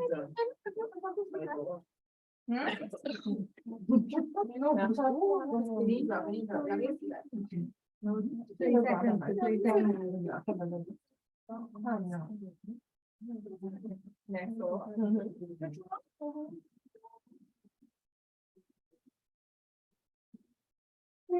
And then what you going for? It's in this in there. Very much. It's gonna walk in the line again here. It's gonna everything. Every stuff for me. That's okay. Baby, I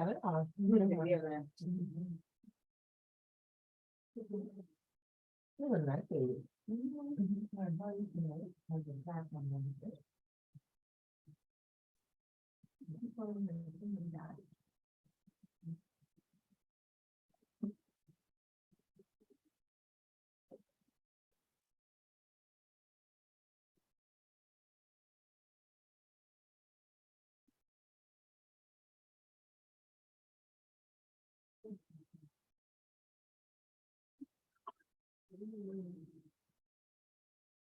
What is that? Hello. Yeah, you see this the activity of us done, write down this part.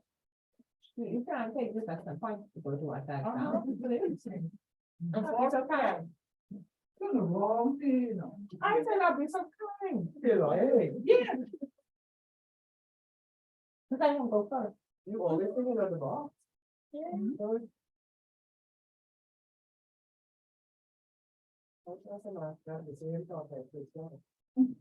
didn't talk the same thing, so.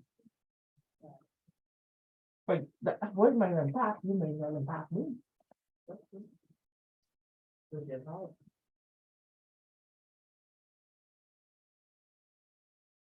The key word is added value. You didn't sit in for 5 weeks and just. You should have looked at. Hopefully. Hopefully.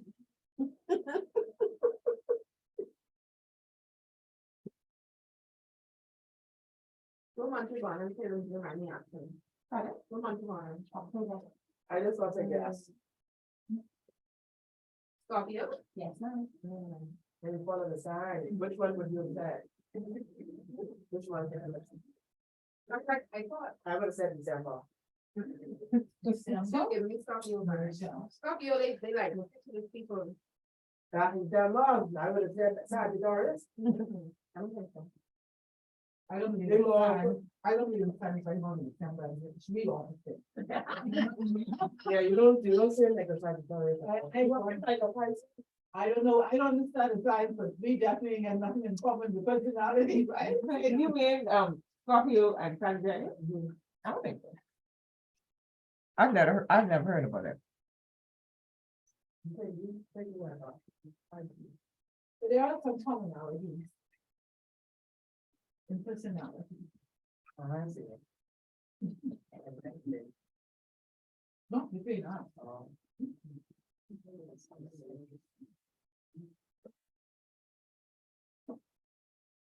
No, when you finish, some people feel like.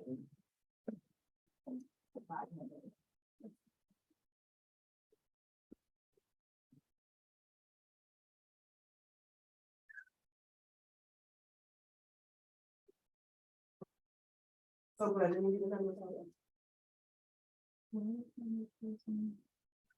No.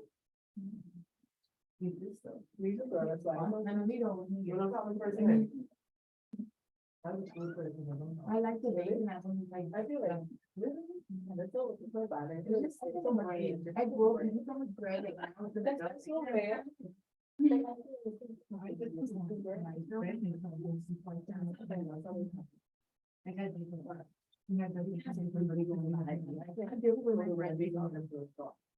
No, I don't know that, you know. I don't know how to take you from the back and then right to south and like, I can't sound right. My parents. That's so much chewing. I can't. No. Mom, I grew up in Ireland. From when they used to make the bread outside, now then on cold. I go around that. I can't stand bread. I have the really warm bread to use that. I don't like rice. I don't like ramen. You know, you just been to school all week. Saturday morning, 5, 6 o'clock, she waiting for me to go dig potato and the farm with all. Then when you get home, I wash them, braid them, help them mix that, put that in the oven. Then Sunday morning, you put some bread, potato bread, like bread. When my children eating fish and lobster, and then I think you all are so blessed. The fish and the lobster is the best. You better be glad you get some fish head and put in your stew, or the head from the lobster, you gotta pick the meat out of that to get some mince or some salad or something like that. Nowadays, these were the things that was making the money to take care of the family and the best. Now you're eating these like, well, you know, make some sushi, I say, sushi. You turned it for us, sorry. You know, child, some people still like, you know, right? And I, everyone finished? Maybe online.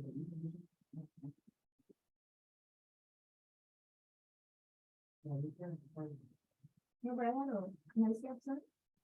He was extremely big. For his age, he was a movie. And that was during the pandemic. So what he did was he held starches. He don't eat bread, no rice, no salt, no sugar, no juice, no soda. He cut all this thing out. He used to eat the meat clean with no seasoning. Now he's 17 and he's extremely slim. He eat the meat, no seasoning. He would eat when I cooked, but I couldn't season the meat with him. And he would always have it with a salad. And then he stopped drinking soda. He stopped drinking juice, just drinking it. Mary, and he dropped the weight extremely fast, and he didn't have the excess anything. So you're working on. Okay, well, see. All of his face and everything. There's no extra time. That's why I'm trying to figure out, long as people work out, they don't want that.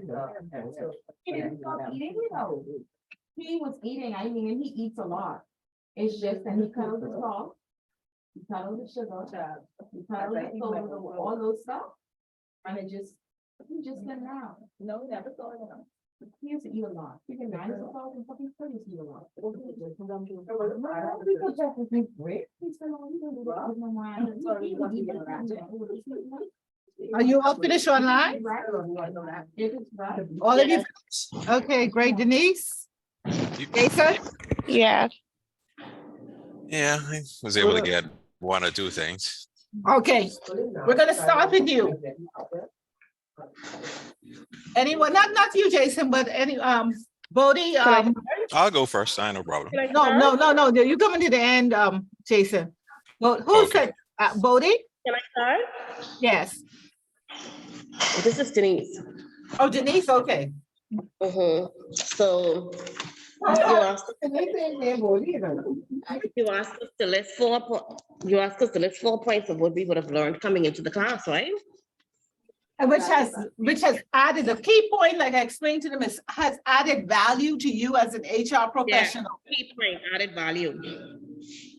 And so my first one is learning how to develop and support employees and people. That's one of them that added some serious value to me personally, as it relates to understanding and finding out based on the presentations that development and support is a serious need that all generations, I guess, craved for. Another thing that added value to me was coming into this class, I never knew that the career scope of an HR manager was so diverse. I mean, which has not scared me, by the way, let me just add that. But I mean, it's just such a wide, bovine scope of activities and mandated career path that that was totally mind-boggling. So that definitely added value to me. Another thing for me was the collaboration and efforts of all stakeholders involved, not only with HR, but the importance of managers, supervisors, the employees themselves. All stakeholders have to be working together in order to come to one common goal, whether it's discipline, whether it's compensation, whether it's health and wellness, whether it's mental illness. All stakeholders have a part to play. The fourth one for me would be learning how to hire staff, because that was something that was really intriguing as it relates to, you always know the outside scope of what takes place, the application, the interview, the hiring committee, but you never knew the intent of what was involved in hiring a staff member. And Ms. Bethel, although you said 4 points, I just wanted to say two things. These are just two things that I appreciated coming into the class. One was the relevance of the information that you shared. I must say the information was timely, it was precise, it was relevant. It was something that educated and expand my palette, for lack of a better word, for appreciating what HR managers do. And the freedom of which you gave us as it relates to the diversity, having open conversations, open dialogue. I mean, being able to respect each other's opinions without, when we leave that classroom at the end of the day, the cohesiveness and the relationships was still carried on. And you see that even in coming back into the classroom. Everybody was so engaged. Nobody felt that somebody was, I guess, beating on them or downplaying what their opinions or their beliefs are. Not appreciating how they feel or where they were placed in certain situations, whether it was personal or just looking on. But I must say the freedom of interaction, and I made a diverse group, was totally appreciative towards you allowing us to have that platform and that stage to be able to express ourselves. Thank you. So thank you. That's me. Thank you, Denise. Thank you, Denise. Thank you, Denise. She said, Bodie, you know, Yeah, okay, Ms. Bowden, okay, thank you very much, Denise. I'll do, we're going to summarize at the end. Oh, Bodie? Okay, so I didn't go in depth per se, I just did points. That's So fine, that's fine. It was understanding Now let's, hiring, wait, the 1 hiring minute, Bodie, process. 1 minute. Let's, yeah, because online, we're not gonna be able to hear. Go ahead, dear.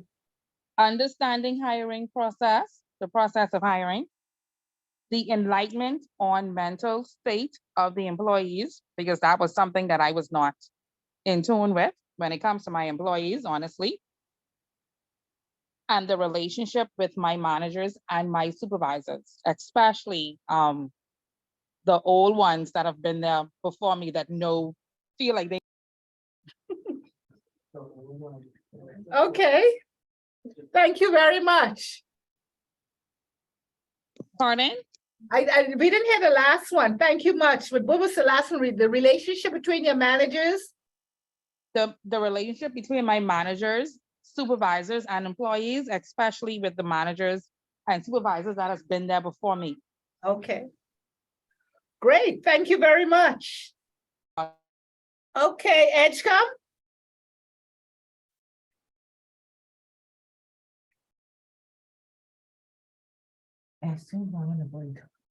Okay, lost you. Adelie. Oh, so, let's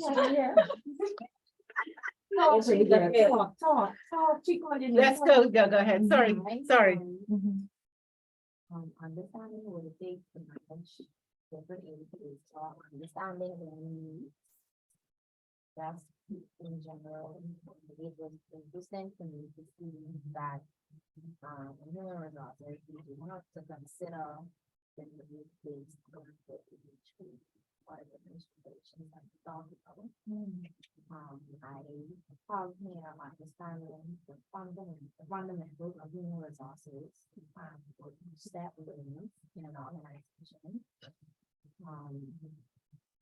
The complexity I did not know that human resources covered so much. We can't hear it at all. Okay, she's gonna come closer, but she said, yeah, she was saying the I said complexities. that Mhm. y'all heard any of the points? Oh, not at all. Okay, so my first point was understanding what it takes to manage different age groups and understanding their needs. My second point was understanding the fundamentals of human resources and what each step means in an organization. And then my third point was the complexity of human resources. I just was talking about how coming into the class, I did not know that human resources was so complex. It had so many different parts. And then for me, I think I got what I came to the class for. I wanted to understand what it meant or get a basic understanding of what it meant to be a human resource professional and being able to use the skills learned in real life situations. Great, thank you. Thank you very much. There's one more person online. Who's the other person? Okay, Molly, I said you would bring up the rear. So Tatum wants to go next. Go on, Tatum. Okay. 4 points that I learned is that it's good to be very clear and concise as an individual. However, I've learned to bring the human back in human resources. And I say that in regards to the mental health situation. Normally as an employee, normally an employer wants to just basically receive from the employee. But what are you giving back? And we had some suggestions when we did our presentation, and we had some very good suggestions. So that really played a part of me. Also, I've learned always having a continuity and succession plan for life. That's something that you should have for your life. So that's what I want to do now. I always try to be proactive when it comes to learning. Try to learn something new as much as possible, even if you have to take a course, which is the educational course by paying for it by yourself. Because sometimes your company may not have it in the budget, or you can't afford it, or they don't want to do it. Exactly, but you're able to go ahead and do this. Be proactive. Last but not least, always try to put your best foot forward and be ready in any circumstances. That's my 4 points. Excellent, very good. Thank you very much. Very good, very good. Okay, we can begin with Denise at the back and come straight up, or we can begin. Or is there anyone who wants to go first? Okay. Sorry. Don't make them to talk loud in the back there. Yeah, 1 minute. She's gonna have to be able to hear you. I mean, they have to be able to hear you. But Denise go. Denise, oh, She'll do it then. Yeah, I don't know. And that's great. So I've learned the importance of what it is to motivate and keep employees motivated, the different age bracket it takes. For some reason, I never once thought, for me, it was always financial gain that all employees look for. But this class showed me is different. Employees look for different things and different things motivate different employees. I have a better understanding of the hiring and selection process. I always thought that the company just decided that they needed more bodies. Therefore, they hire, not realizing, and you have to take in account consideration for the actual body, making sure it's in the budget and things like that. So I got appreciation for that. I have a better appreciation for health and safety in the work environment. A lot of the topics and the points that you brought to us, it never came to mind, in which it should, because we are there 9 hours every day. And so definitely we as employees should know these things. So that was very broadening for me. My last was the different stages of discipline. So when things happen, I feel like as a person who is not on the inside knowing the process, that because it happened before, they did the same step to discipline, not realizing that people sit down at a table and they put scenarios together, they think of everything that possibly could happen and how to deal with it. And so that I got a better appreciation for that again. So, great, yeah. great, good. Thank you very much. Lisa, you want to go now? Okay. So for me, but I got a greater appreciation. Hold on, I think, yeah, because of the mic, he won't come. You can hear, can you hear her? Can y'all hear me? Hi. Yeah, they're still there. Go ahead, Nikisa. Yes, we can hear you. Okay, so for me, I got a greater appreciation for the health and safety in particular, because that's something that with the fire, marshal, that's something that I deal with at work, and I'm just like, whatever. Literally, I'm never there. You don't even do no fire drill with me. Never. You better go do one tomorrow. I did one for the first time in 4 years, which is terrible, but for this class, I'm gonna move forward, I'm gonna do better, but I got a greater appreciation for the back end of it, I just look at it from the front end, y'all know to run outside, y'all know to do that. But no, I understand even with the liabilities, the different professions that can come from it. That HR is more than just recruiting, hiring.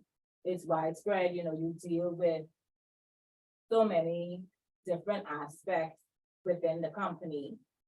The importance of keeping the employees motivated and encouraging, listening to them, because I have persons that come to me and they talk my head off. That's so bad, but they talk my head off, but they're venting, yeah, it's good for their mental, yeah, I lend the air. I'm gonna now start to give a little feedback, because I just let them talk and say, wow. But I'm gonna do better. Indulge in it, man. Yeah, I'm gonna do better because I don't know what it is that they're really carrying, and obviously they're talking, they're speaking to me, they're confiding in me. Yeah. So I will do better in my Engaging. response and engaging with them so that they can feel it. Yeah, that's important. They just clearing their blabbering to you. All the time. Okay, Engage back in the front. I will. Thank you, ma'am. is that it? No, and just overall, we have like I said, added value, because this is something that I encounter every day, because we have very old staff, mature, very mature, extremely mature. You won't say age then. You, hold on, ma'am, you Say, forgot, say, say, I got an account, what section you? Anyhow, so I don't know. So, yeah, so we have literally the different generations now in the workplace, and I see it at every level. So in the That way project is that, good. yeah, the way that I interact, I can speak, I can interact with the very mature and keep it level with Generation Z, which makes me feel kind of a little old. But, you know, so the appreciation and, when we spoke about in class, I see it. So that is added value, and I will continue to, you know, try and better the way I deal with each generation. Each generation, yes, okay. Excellent, wonderful, thank you, thank you. Yeah. Yeah, you fall in love with HR. Who wants to go next? I don't know. I'll go next. Okay, that's, The one thing I learned was Okay. that, you always know about human resources, but although this is an introductory course, you, Ms. Bethel, really open it up more for. Why didn't you Wide the scope of it, especially first that you talk about the human side of it, the human resources, knowing human as people. And the treatment of people, that was the first thing I learned. And then the other thing was, when you keep talking about having a budget and how the fiscal year you would set the budget. So you can have your whatever seminars, or you can send your staff out for training or whatever. So it helped me to understand why we do what we do in my company. which And then company you why- get? I'm McGuire. Right, obviously, right, And okay. why too, we need to expand it for other people. And like we talk about different ages and for certain groups and what we need to do, like my learned friend here talked about our age and who's so old and this and that. But I'm glad we have it so we can be relevant, so we can keep abreast of things. And then thirdly, we talked about, today enough with disciplinary action. And I know I've had chances where I had to do that, as a place where you had to do that. And now you understand why you have to call them in, you do it in private. And then when, at the last stage, we had to get this morning, then it comes from HR, and they, you know, our setup is different in that we can do it, you know, just sometimes, and then I understand what you say with the timing. Yeah. And how it's done, so that's also important. And lastly, the reward and recognition. And I know Denise had mentioned earlier about reward and recognizing and how we would give employee appreciation, which is true. And so I understand more now why we do it to, for our staff, to motivate them to keep. And then lastly, I like how you, last week, Denise sent me something, what's it for me? Oh. And truly, I realize now why you have HR, the need for it, and how it has to grow, and why some companies, like a new company, why everybody needs it, even if you just have one person, you need to have a human resource person in there. And to remember the human. Side of the business, very good. Thank you very much, Haley. Thank you very much. Everyone on that side. If you have Okay. one staff, then you might Good. have human resources the for good? one staff. Who wanted? I figured I was gonna happen tonight. Ouch. Oy. Hallelujah, Jesus. I went right to the edge and hit my head. That's why I always sit over there normally, you know? Yeah, actually, I don't, I hope they do a better setup. Okay, then who want to go? I can go next. Okay. Okay, good night to all. Good night. I hope the remote persons can hear me. Can you hear her, Glendina? Yes, we can. Okay, good. Okay, awesome. Okay, firstly, good night, trust everybody is well. So what I discovered and learned, and that's brought value to me. I had a few, but I just, started one, I think, so I have to remain comfortable making hard decisions. To communicate effectively. To develop a love for learning, because learning is not just, one time thing, it's a continuous, cycle. And to develop a work relationship with all departments.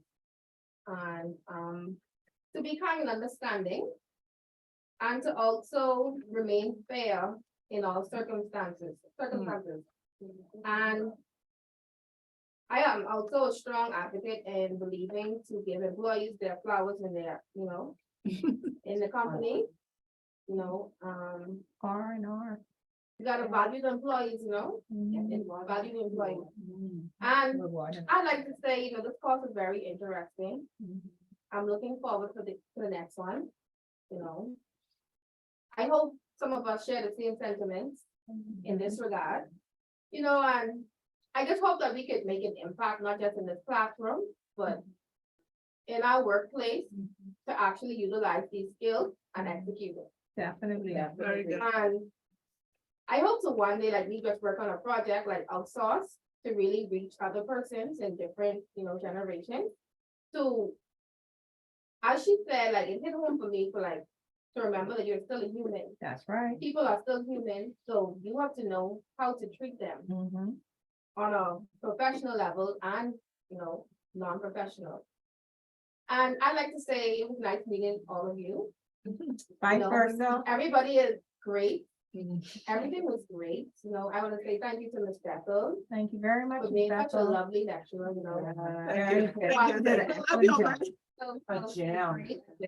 You'll see you at the next level. And we'll see you at the next level. Thank you. Definitely. Thank Thank you. God's grace, though. And mercy. And mercy. And Grace mercy. and Thank you, mercy. Dina. Thank you, Abigail. Thank you very much. Okay, one. My first point is, this is my new slogan, but the human and human resource. Okay, we can't hear her. Amen. We can't hear her. We can't hear her. They can't hear you. You wanna come up? Talk a little. She can speak. To put the human and human resources. That's my motto now, to remember that. And also to look at the holistic view of someone's mental state. And be Very. sympathetic with it too, not just say, oh my God, she having a crazy day again. Which is like dealing with today. Right. Just look at them, their whole being, and just try, try your best to understand and be sympathetic as well. Just not Place listen, them but somewhere else. also, I sympathize with you.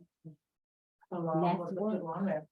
And the statement policies to ensure that you, the employer and employee, is in the guidelines, not to get too emotionally in the human resources, human part, that you forget, oh, I'm gonna let this one slide, I do this for this one, and then Very good. causes a big uproar in the company, as people is told. That's right. That's right. And last thing to make Yeah, sure clearing the there is a guidelines. balance and clear understanding of when hiring and placing someone to have the right fit at the end of the day. Very good. So very good. So important. So important. The right fit. And you're in hospitality, right? Which area you're in of Atlantis? At the front desk? Okay, so you see people. That's my fitting partner. Yes, yes. Oh dear, my daughter worked up at Atlantis for years. My second one, Tanya. And she was in HR. Okay, so but that's a huge property. I mean, you all have what, nearly 10,000 employees, right? Can you imagine running an HR department like that? But they have an awesome, They have an a team. awesome leader. They have a team. Yeah, they have a team, but they have an awesome leader. I mean, Karen was excellent, but you now have a, yeah, you now have She also, retired, Karen. yeah, she's retired. You now have another great leader. So they're gonna do well. Tamika, Okay. Tamika's a Forbes? I think she's a Forbes. Yeah, she's a lawyer, legal, but she's been in HR for years. Very good. Okay, last one. But her last point is my first point. No, that's fine. Training, when you're doing tricks, what added value to me? You can hear her? You can hear her? Okay. You can talk Okay, a go little ahead. louder. A little louder, he says. Every time we had class, I took something from that class and I went back to work and applied it. Okay. Every time we had class, I took something from that class and I went to work and I applied it. What added value to me is the importance of training and orientation. That is really important when you bring in people into your work environment. You have to see, I mean, in most times people hire people because they need somebody to fit that position right away. or okay, a family friend, or this one or that one need a job or whatever. A lot of times these people aren't fit for these jobs. They're not qualified for these jobs, and then you put these people in these positions, and as an HR manager, you're stuck with having to find a way to get rid of this person because I just hired this person and they cannot execute the job. It's important.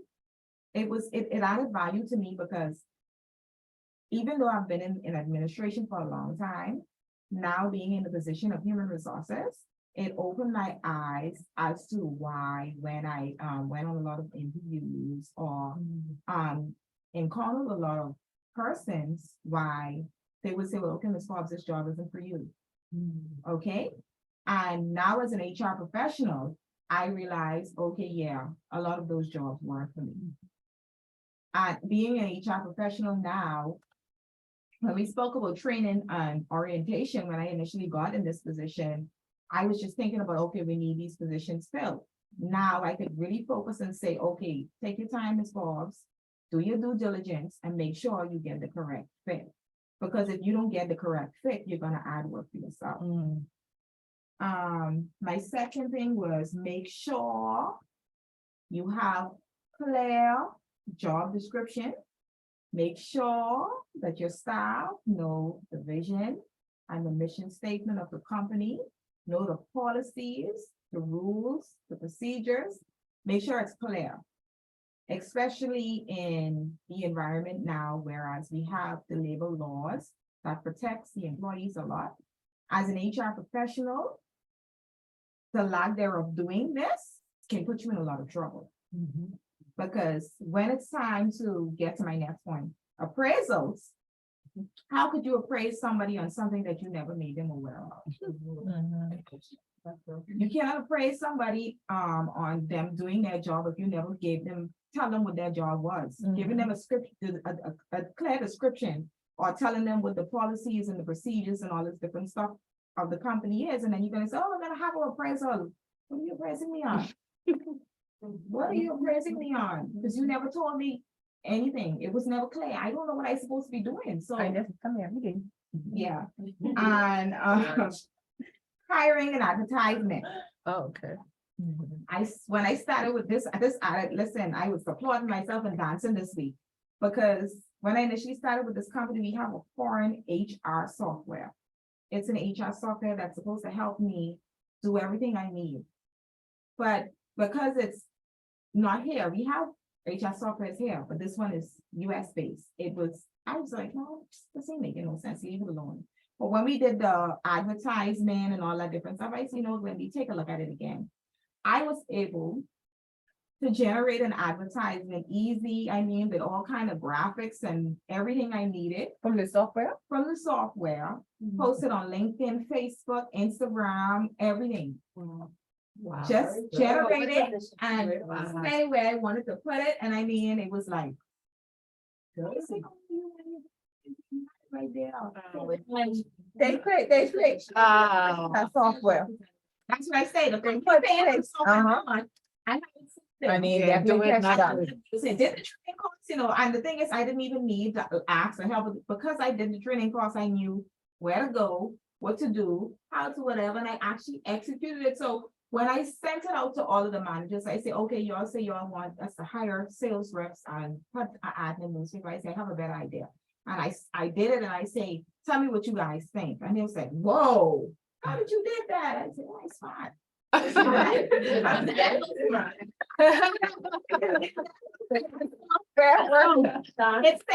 It saved me. Yes.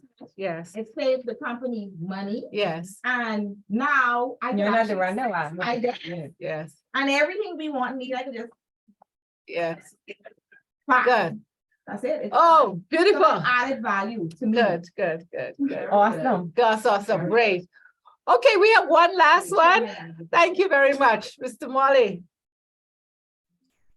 For me, it was more or less when you spoke last week and you talked about employee inclusion, getting them to feel included in the environment that they work in, about giving them incentives and, basically being a good steward over them to help them succeed.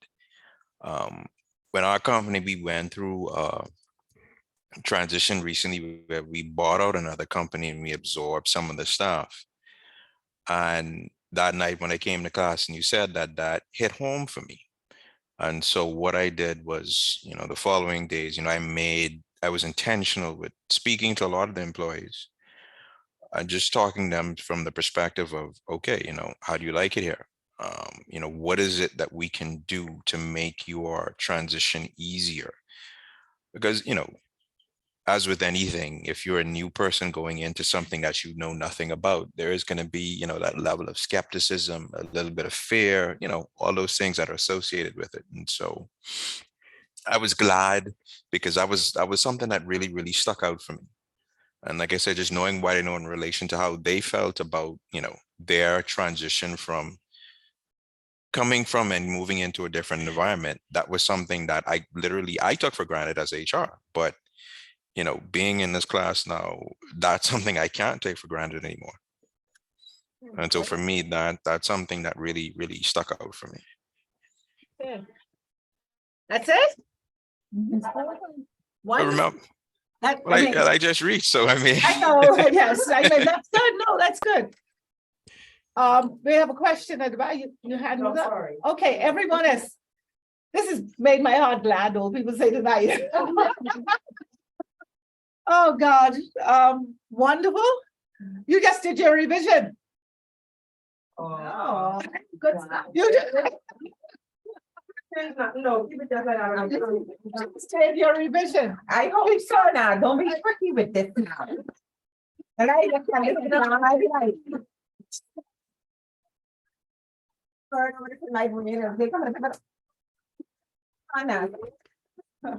Let's be clear and concise now. We all want is, Yes, ma'am. okay? Yes, Want ma'am. The whole But class. yes, ma'am. But anyhow, you just did your revision, but in all seriousness, I'm very appreciative of the level of participation, engagement, and that we have bonded in the class. All classes aren't like this. Okay, I did this work with the Institute for years, but I just came back to now do some of their courses again. When I was at Central Bank, we're right across the road, so I did quite a bit with supervision and this. But it's really been, it's different. It's been a pleasure. Begin to break it down. Yeah, but You can talk about us there directly as students. They say, we had one class. yes, yeah. She had two classes of us. Yeah, okay, right, because one of you gotta join the other class. Mhm. But I want you, in preparation, and I do not stress about, I'm not gonna, sorry, like I told you at the beginning, I'm a professional. I consider you all as professionals, you're working professionals. And it's not easy to give up your time to come and sit in the class until nearly 9 o'clock on a Wednesday night. Yes, It requires a lot of sacrifice, but also as you think things through and you go to your specific environments and you try to implement something, and you recognize that there's some things you're going to have to change about your thinking and how you do things. Because like I said at the beginning of class, we don't want to waste anyone's time. All No, right. ma'am. There's no time to waste. You're trying to learn to be progressive. No. I hope this is the beginning for many of you to continue to go forward. And one of the things that you've expressed, which is real, how HR has emerged from a personnel department to human resource management and now to talent management. Mhm. And it will continue to emerge. The amount of disciplines that you have in human resource management is awesome. We've only touched on some of them, the main ones, fundamental ones, but there's so many other specialty areas that you can emerge to. So when you finish with these classes, if you don't have a degree, I suggest, or some certification, in certain areas of HR, you can do with online universities, different certifications. You can do some of them locally. Just continue to try learn. I'd like to see some of you go on to the technical side of technology side of HR, of gathering data, data analysts of information and management of people. It's amazing that when you gather that, the truth would slap you in the face about, about some things in your work environment. That's another area that's just exploded. compensation and benefits has exploded. So there's so many other disciplines that you can tap into. So don't stop. I say that to say that don't stop learning. Just continue to give your best. And I guarantee you that when you give God something to work with and you put it in his hand, he works it all out for good. All of us don't have the money for furthering education when we want to, because it's expensive. Very. And that's why people get a little upset when people try to treat you like you don't know nothing, or that you don't know what you're doing. You get really upset. I still get upset about it, you know. When I say upset, I don't like it. We have to learn to value each other. Some of us are better at certain things and some of us are better at other things, okay? But no man is an island to himself. And you can learn so much from each other. And what you're doing now is bonding, so you can have points of reference in the future. Hey, check this out. What you think? You know, it's amazing. That's how most of my friendship over the years came through things like this, networking. Where there are free things, I encourage you to go and participate in it. When some of you do the next, get your whoever responsible for your budgets to put in your membership, because most organizations provide, they take the cost of professional membership in different organizational associations locally and internationally. But you may not even know that, okay? But they do pay for it at certain levels, and you just go and ask to be considered. And go start with the local Human Resource Association. It's an awesome networking opportunity for you. So next week, you have 1 hour and a half. You will have, like I said, 5 paragraphs, short answers. Okay, and you have 1 hour and a half. I'm not asking for an essay, but it'll be relative to the topics that we've just reviewed, and you've touched on everything that we covered. So all of you took something away from here, okay? And no, you know, tricks. I ain't got time to sit down and mark all them papers and tricks. I got better things to do. Gotta go in my garden. Yeah, oh my God. Yes? I have a suggestion for next one. I personally feel that considering we're all such a good group, next year, when we create groups, we should all be one group to us. And then the other two could be the other group. But make sure we Yeah, one rule. Okay, okay, okay. Okay, I hear you. So that's it for me for tonight. Any questions from anyone? No, you're just they'll pass exam, okay? So I'll see you all at the top. God bless. Good night. Good night. Thank you very much. Good night, all. Thank you. Thank you. God bless. Oh, yeah. So we did. Thank you for the food. All the time. Yeah, thank for the food. Very happy. I want another coffee. Also, I would just say I want another.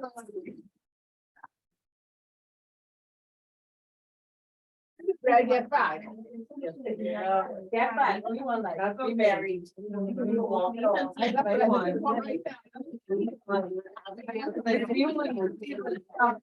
I don't like this. I don't like it. All right.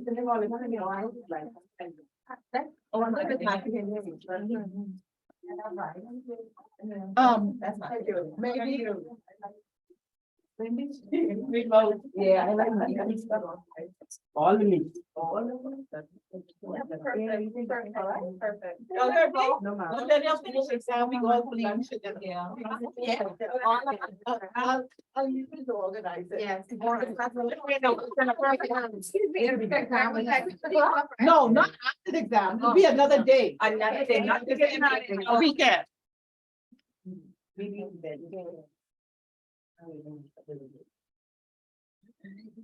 Robin said.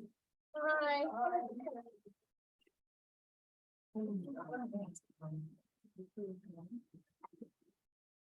Hey. That's fine. It's fine.